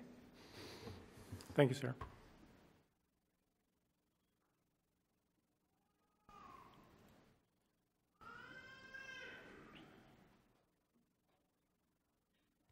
I'm Will Schuyler here in Lompoc, 10 years longer than Dwayne. Council and Mayor. A lot of fun up there sometimes, isn't it? I've been there. But I also run a business. And a business learns very quickly where your costs are, what you need to do to stay in business, or you don't. I've always felt the city is a business. They keep trying to tell me it isn't. It's a bureaucracy or something, but it's still a business. You take money from a source, do things with it, and move on. So, the enterprise funds, when I was on the council, I was told the enterprise funds are specific to specific jobs. I understand, if my understanding is right, approximately, well, over 50% of utility money now is going back into what I would consider general fund. So what that's telling me is that the city manager gets the money from the water department. Then we have a utilities manager that oversees the water department, so he gets money. And then we've got a plant manager for the water plant that gets money. So I don't know how many people you need to keep watching the worker at the water plant.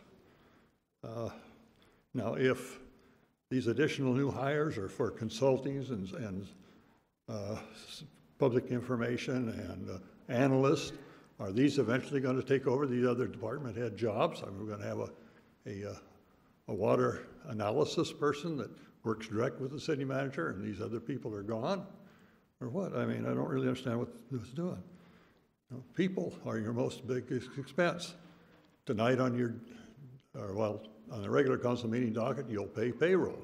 That payroll a lot of times exceeds all the other city bills combined for the amount. So I don't know, I don't see Lompoc growing or anything else. I don't know why you need new employees. What are they going to do? The other, I'm glad that looked at the fire service and the ambulance. It was something that it was really hard for me to make any sense out of. We have a contract with the county for ambulance service, and then we also dispatch fire engines doing the same job. It's duplication of service. Now I realize a lot of times our people are there first, city firemen, and in a few times, in critical cases, the person survived because they got there first and the ambulance was delayed. But again, that might look at the cost. I was very pleased to see that they did get a response vehicle with a pickup with 2 people, because when we had big squirt going out, you know, at $10 and something cost per mile on that to go out because some little boy fell off a swing was really, you know, quite expensive. And my time is up. But anyway, I thank the council members that are asking for a good vetting of the venue. I'm glad to see the public finally taking an interest in where your money's going and what it's being used for. Thank you very, very much. Thank you, sir. Next, please.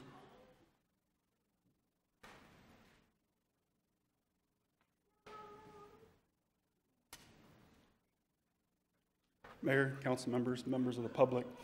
My name is Mark Smith. I'm a 20-year resident of Lompoc, and I work at Vandenberg Air Force Base. My job at Vandenberg is to manage risk, assign firefighters to stations. The rescue squad that we have in Lompoc, please understand that there's one ambulance that's dedicated to Lompoc. There's one ambulance dedicated to Vandenberg. We rely on Medic 51. Without that squad, 25% of the calls that came into Lompoc for a medical emergency were covered by 51. 51 responds throughout the county. When the fires broke, 51 was not in station. So imagine a medical emergency in your home and you're the 25%. No one's there to respond. If the engines are tied up, the ambulance is committed, there's no response. It's going to be delayed. The squad is essential, and I appreciate the support I heard from the council members and our city administrator. That looks like a nice big budget item to cut, but you're cutting at the sake of public safety. You're cutting it at the sake of the safety and the welfare of the people of Lompoc. Our police as well, minimal staffing, way below what's necessary. We do have a crisis, and I empathize with your decisions you need to make. We can't afford to keep cutting in public safety. Crossing guards, lives, they matter. You can't put a dollar amount on that. Thank you. Thank you, sir.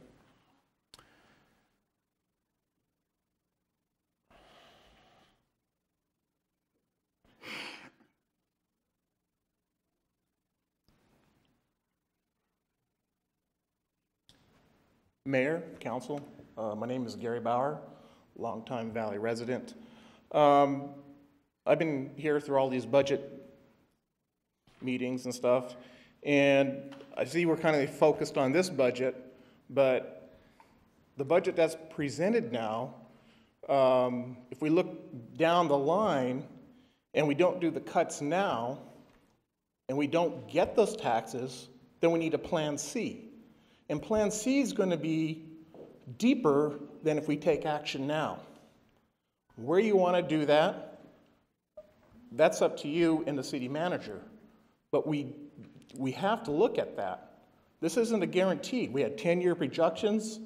We had all sorts of new taxes in this 10-year projections, and now that's all gone, where we don't know where that is. What's going to be the next budget cycle if this tax gets passed? Where do we stand in that next budget cycle? What cuts do we have to do the next budget cycle if we don't make the cuts now? We only may have to make a few cuts now to save bigger cuts later on. That's all I have to say. Thank you. Thank you, sir. Anyone else?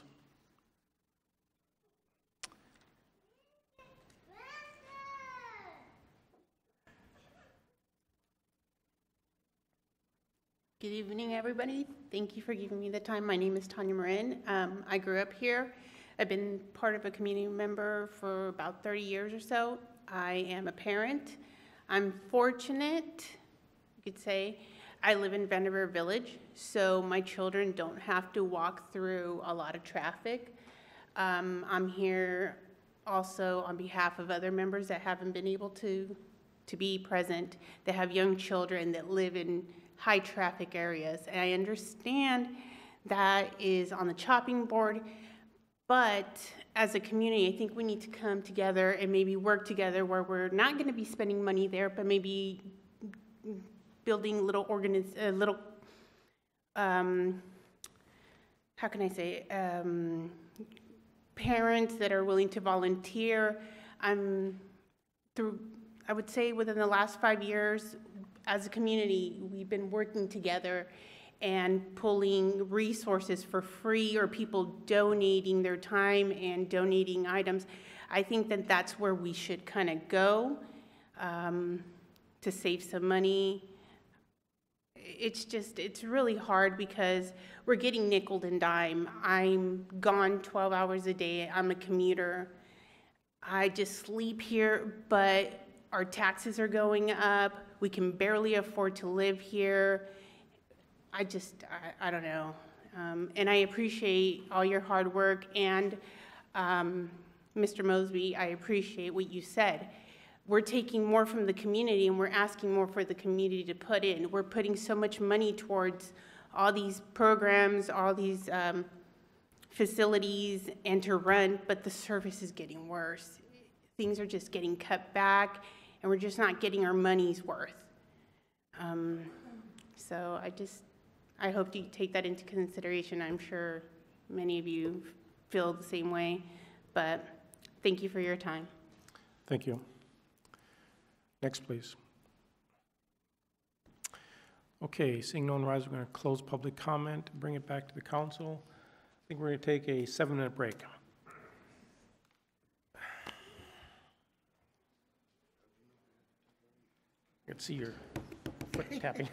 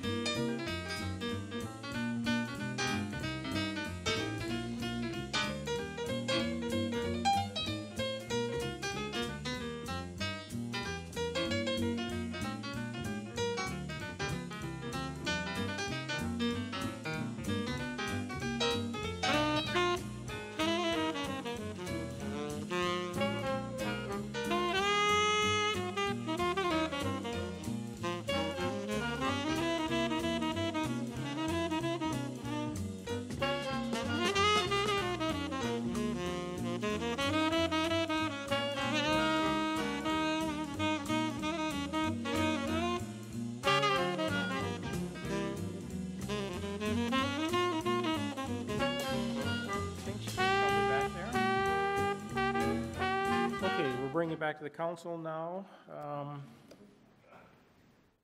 Discussion.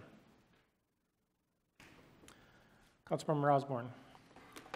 So I'm not inclined to accept this with only receiving it tonight and not having a chance to better examine this. But what I would like to propose is that instead of giving the chamber a full 2-year contract, I'd like to consider a 1-year contract, which would pull back $108K that we could put back into the support of privately run events for a year, so that each of those have an opportunity for a year to examine other funding, and or if the ballot measure is put forward and passes, we can reinstitute full funding. So that would be one proposal.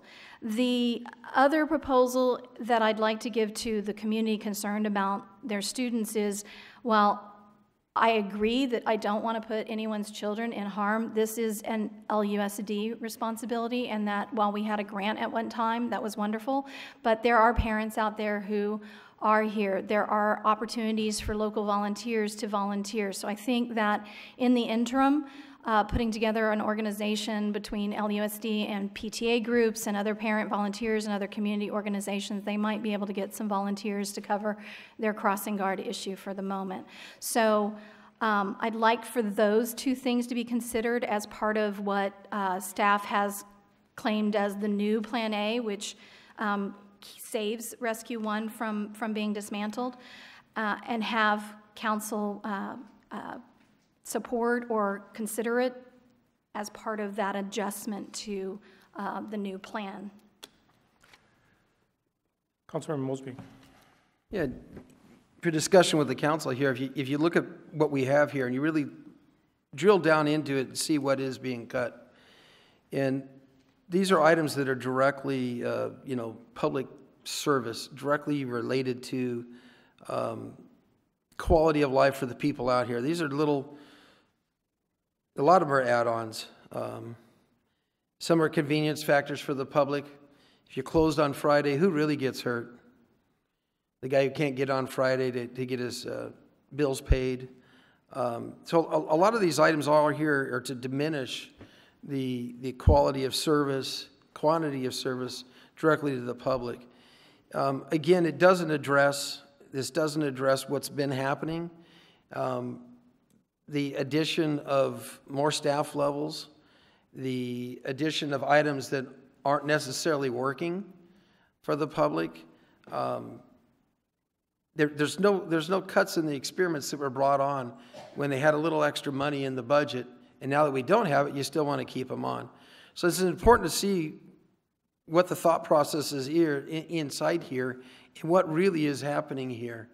Understand that this can be done through attrition and dissolving positions, retraining staff to come into positions as others come open and available, and tightening the belt. This doesn't tighten the belt of City Hall.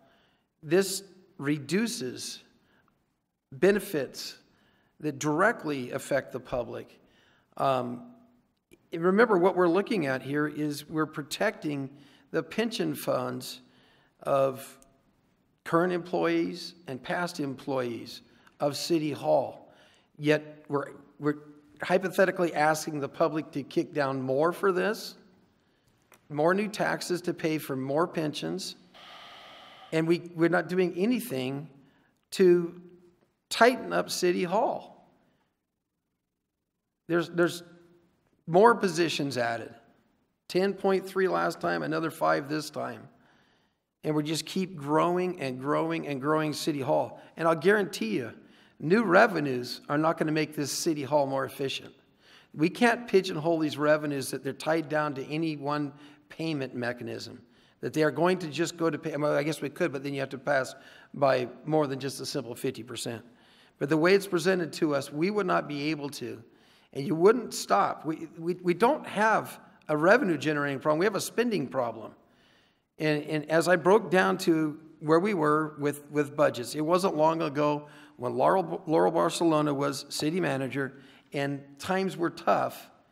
They went down from approximately a $55 million budget 07-09 down to a $50 million budget. And kept a $50 million budget the next 2 years.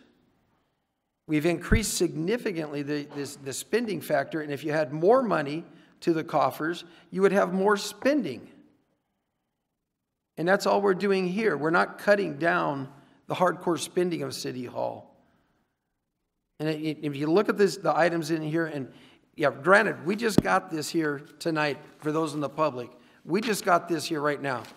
We got a $70 million budget. We get a sheet shoved in front of us at 6:30 today to try to make a decision on this.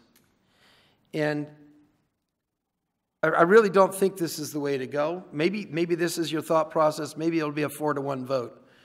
But I would be for taxes if I saw it was going to the proper way, but it will not. This City Hall has a problem with spending money, not a problem with generating money. I just want to make a comment. This is not to fund city pensions. We are obligated to pay this money that has been obligated and responsible for many years. This budget does not, and if we do pass a tax measure, this does not fund the city pensions. City pensions are owed. We owe them whether we balance this budget, whether we, I don't want to say that word, because it got us in trouble once. It doesn't matter. This is not funding city pensions.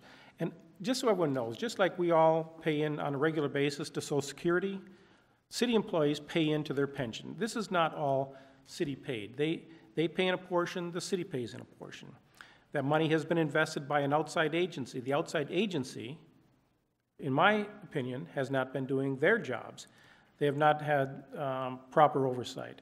That's why we, the City of Lompoc, the County of Santa Barbara, the State of County of Santa Barbara, the State of California, are in the same crisis right now because other outside agencies did not do their jobs. But just remember, this does not pay for city pensions. City pensions have been paid into. We've been making our payments all along. Whatever CalPERS has requested, we've always been making those. We got hit with this all of a sudden because someone outside of the city, something outside of the city employees, made some miscalculations.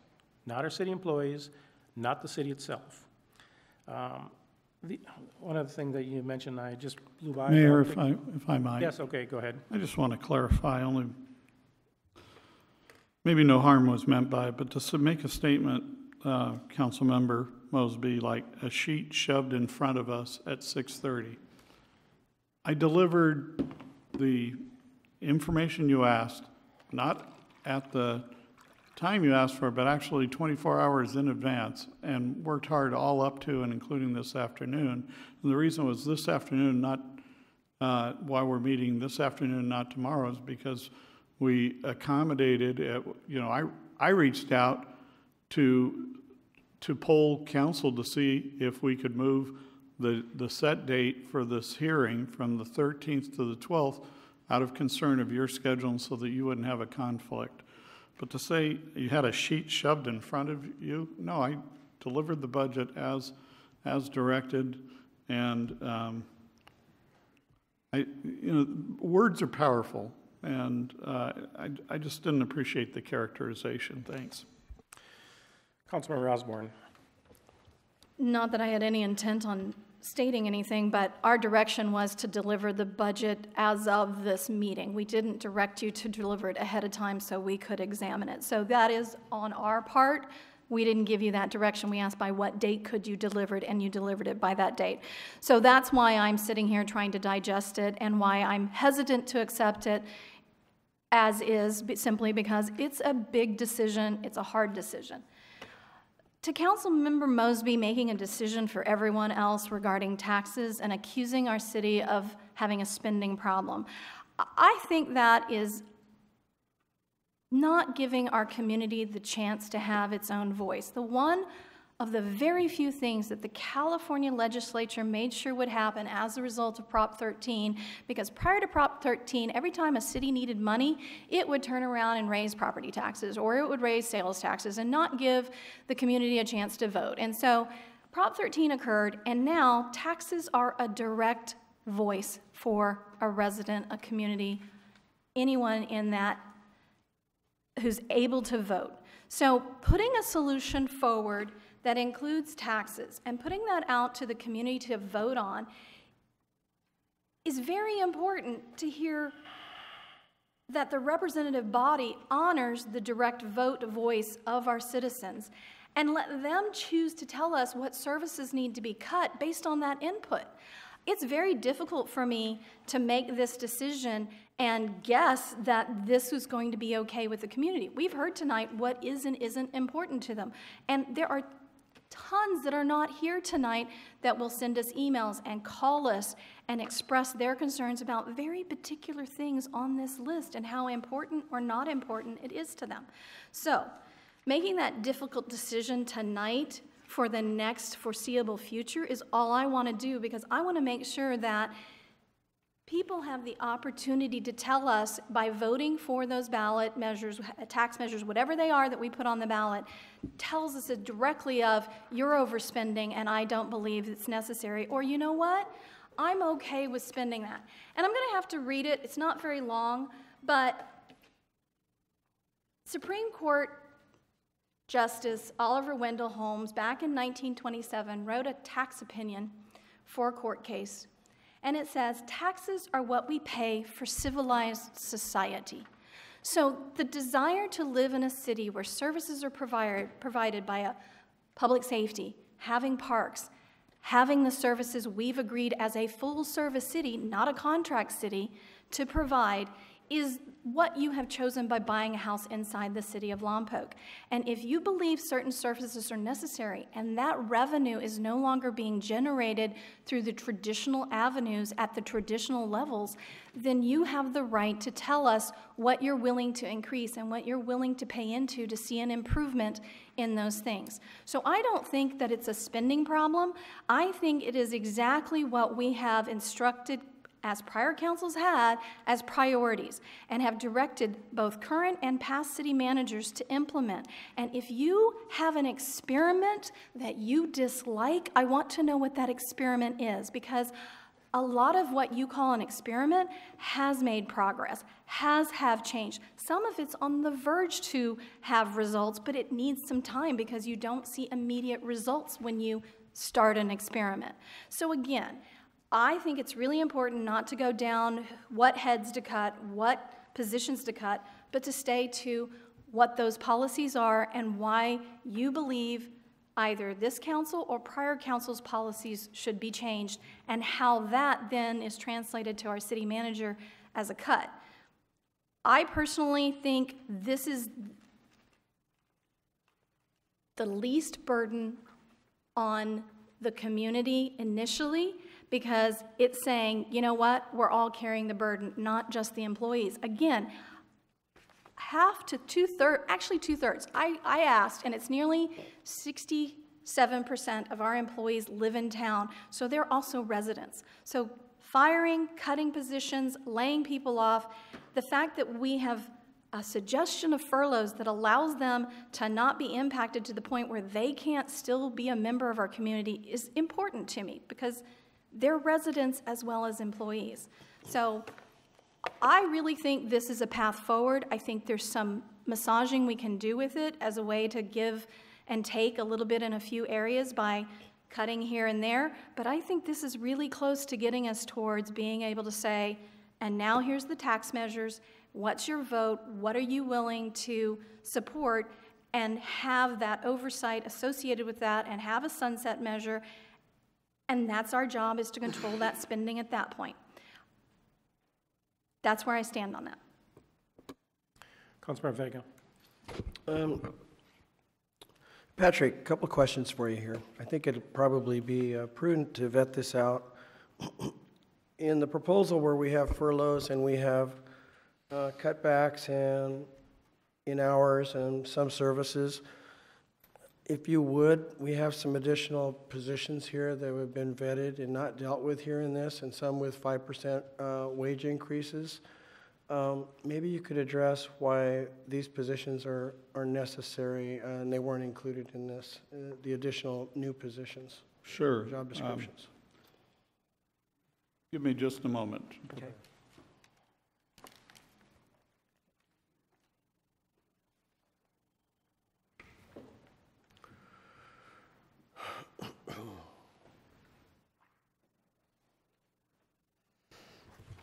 Sure. First, within city administration, it's not the addition of a position, change of a job title.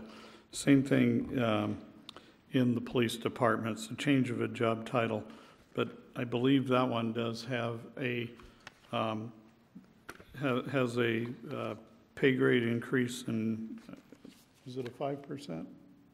A little more than 5, but it's to reflect a similar to make the chief's assistant in PD, who handles a lot of the administrative oversight for the department, to match the responsibilities and job classification that we have in the fire department. So it's what we'd call an equity adjustment. It's a fairness to match up work being done with how it's recognize the level and the contribution and the challenge that it is. In fleet, we were adding a mechanic, and that's a maintenance technician, and that was to just make sure we keep our fleet as it's grown, to keep our fleet rolling and trying to be efficient. In other words, overall, to have a positive impact on our cost structure.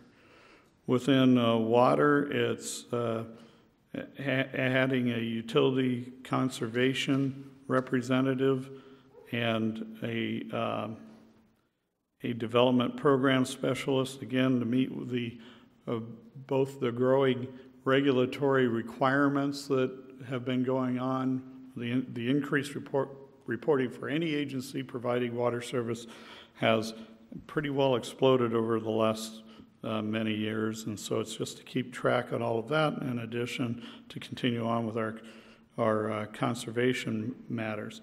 In solid waste, there was both adding a solid waste program analyst. Again, the increases by Cal Recycle are gearing us eventually toward having currently past our current 50% recycling goals and increasing those to 75, eventually 90, and I imagine eventually approaching 100. And then we are adding a heavy equipment operator in solid waste that was actually going to be a hybrid position, and again with the idea there'd be a cost savings at the landfill as a result overall with those costs. Down below, and then economic development, it was removing a program manager but adding a deputy director. That would be an increase, I believe, in pay or in the pay scale, not necessarily in the direct pay, but within the pay scale. And then in planning and code enforcement was upgrading the senior code enforcement officer to be a lead code enforcement officer, again reflecting what's the true equity adjustment, reflecting the true areas of responsibility for that position. So overall, when we did have a pay increase involved, it was for the most part were equity adjustments to reflect the jobs that are actually being done. Do you have something additionally? Just a little bit more information on the fleet. Well, the fleet position is note I'm being handed is dedicated to address heavy equipment maintenance at the landfill. Well, thank you, sir. I think my question would be, which ones are deemed essential as far as in this budget cut area? And prior to us seeing that actually there's furloughs and people that would actually be giving up some time, I think maybe one of the other council members might be, I'm not sure, pointing to the growth aspect of it as maybe toward the new positions. I don't want to speak for anybody, but I want to make sure that we vet this out and it's addressed. If some of these positions are absolutely necessary, and how do we justify the pay increases in lieu of other people taking possibly cuts in hours? Yeah, first of all, any cuts in hours that we've been discussing are voluntary.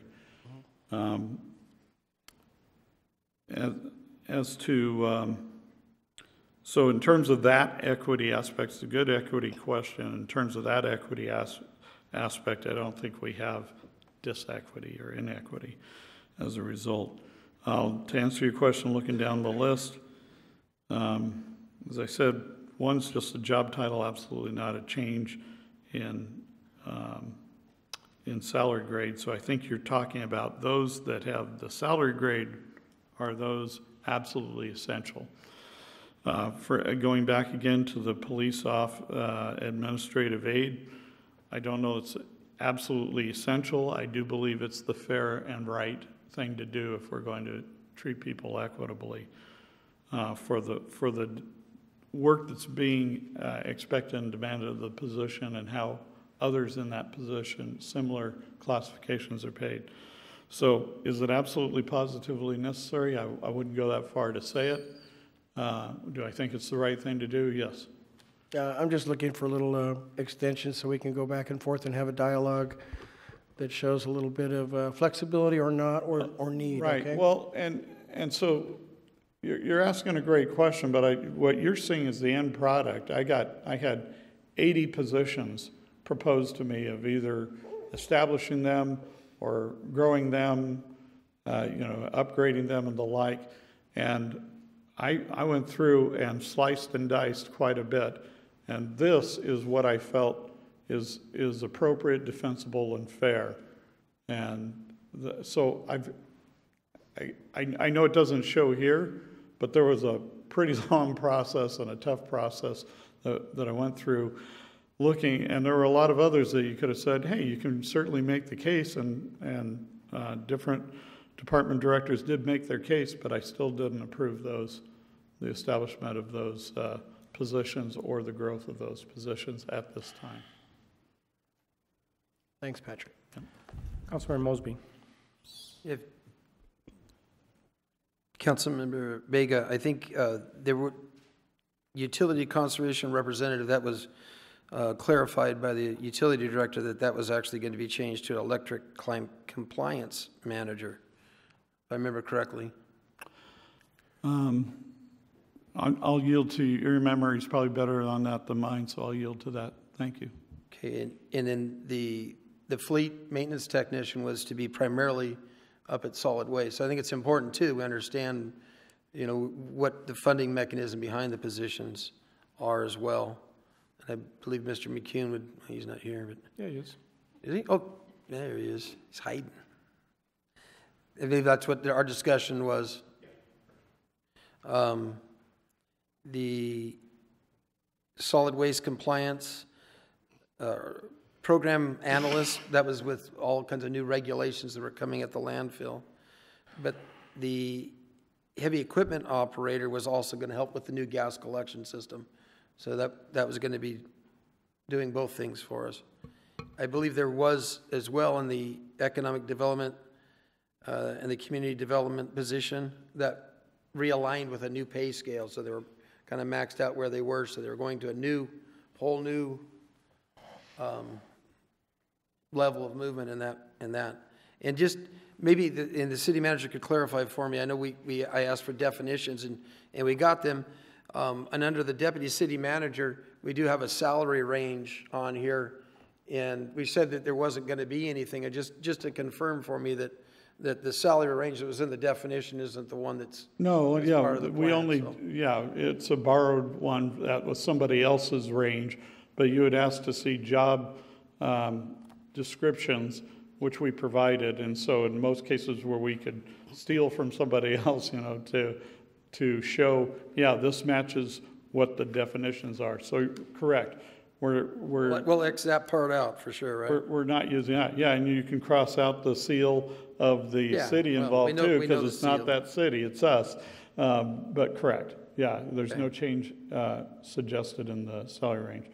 And thank you for helping with the memory. The other thing I wanted to say about on that transformation from the manager to the deputy director position, one of the things was part of that was an effort to have somebody else take over more of the operations that are currently under the assistant city manager / economic development director, and try to enable more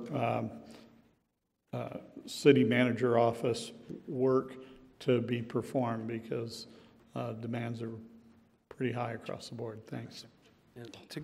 Getting back to the water employee that's the development program specialist, this is the stormwater. If you remember a couple months ago, we had a discussion about the new stormwater, and this has to meet with that level of compliance, so, you know, going to business. And I noticed in the paper that Buellton has a different mechanism of doing part of this compliance, and they did notifications and public workshops to let people know, you know, what they're to do, not to do, and, you know, get their people to clean up after their dogs and such, which is a large part of this. So I think it's important to understand that when we approve any of these new positions, you're pretty much approving, and you can tell from tonight, you're going to approve them for life. So it's very important that we look at it and we see, and as you've questioned before in the past, when we raise the utility rates and it seems they don't have any funds, and if you watch what's going on, we bring in a couple new positions and eat up any revenues that they seem to have.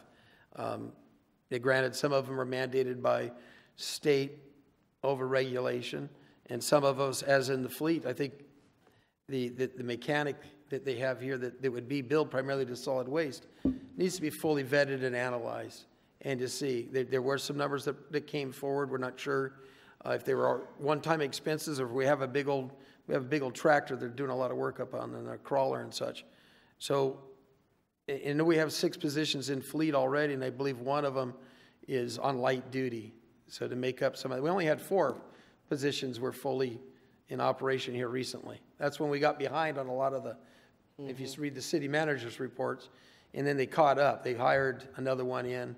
So we kind of have 5 in a light duty, and this would be the 7th on there. So it's, you know, you need to drill down into it and see who is going to be paying. Even if it says fleet, it's primarily for solid waste. Now, mind you, we just gave a 3.5% rate increase to solid waste. So you need to calculate how much of that's going to, you know, granted, we were paying a tractor company to do maintenance on there. Maybe it's time to go out and buy a new piece of equipment there, maybe to evaluate that. But it's important to drill down, and I think you're spot on looking at that, and to see whether there is an increase in pay that aligns with it as well. Councilman Vega. Again, I'm back at you, Councilman Mosby. I want to make sure that one of the reason for my question is to make sure you were talking about growth, and this is part of growth, but it sounds like, according to you, that it sounds like these are very important positions you've looked at through the Utility Commission or through vetting it. So it doesn't sound like it's a negative in your presentation, from what you know of right now. Yeah, if I may, I would say that in this pivotal time that we probably have 3 of them that we could lay off. The wastewater, that's a position they've been looking for several budget cycles, of the stormwater. So I think that we can hold off on some of these. I think it's important for the enterprises to get caught up. I would say in the positions that we have here, I would say that, I know we have an analyst, a senior administrative analyst already in the utilities, but from what I gather, the gas collection, which would be the heavy equipment operator, and the development program specialists are 2 significant priorities. Those are state mandated, is that not correct, or no? The gas collection is one that was mandated from the state, but I believe from what, talking with the utility director, the electric compliance manager, we're seeing the rules changing so fast that we need to get somebody on top of that to dig in, where the other ones could be held off as we cycle through. and like I said, there's only one others, well, there's alignment with police, which was a fairness issue, which I believe that's probably something that we need to do. It's a truing up more. But getting to, it wasn't really fully explained to me why we needed to go with the under community development, the economic development position being redirected to community development. That was with a new, and I'm assuming it's probably maxed out at about $30,000 to $40,000 more once it went through the full scales. And I don't, that I've never got down to the bottom with. Thanks. Councilmember Osborne. Rather than this being a discussion between council members who aren't clear, is there any clarification from staff that could share with us on some clarity on that, given that's not our purvey, but it should be staff's, either from HR or management's expectations of what that might be? Sure. What I would suggest, one thing we can do is I can bring back, the position count is a page in the budget, and it's normal. We're just doing it to provide an accounting of positions. I understand the desire, and I believe the desire is across the board to also connect what are the pay impacts. I'm hearing that. And so what I would suggest is we'll come back with the pay impacts that exist for each of those 5 positions. We'll have them for you the next time. If you're wanting to, if there is some desire to adopt the budget tonight in one form or another, I hear maybe there is, maybe there isn't. If you were to do that, then I'd say make an exception for the positions being approved, and we'll bring that forward and we can handle that separately. Or if you just want to continue your budget deliberations to the next time around, that's fine as well. And at that time, we will bring forward the pricing analysis that goes on with these positions. Thank you. I would appreciate that clarity. Again, this is such a hard decision that as much as I'd love to finish this discussion and put us on a sure foot of where we're going with the budget, I'd like a chance to examine this a little bit and see if there isn't a place or two that we might be able to accommodate, because I don't like just eliminating the support for the privately run events without any notification to them, and I think there is some adjustment we could make by, like I said, potentially just giving the chamber a year and taking some of that funds and putting it over towards the privately run events and just looking at a few things like that. But I'd like a chance to look at that just so I'm more comfortable with it. And I'd love to make a motion for the budget tonight, but I don't think I'd have support, so I'm not going to do that.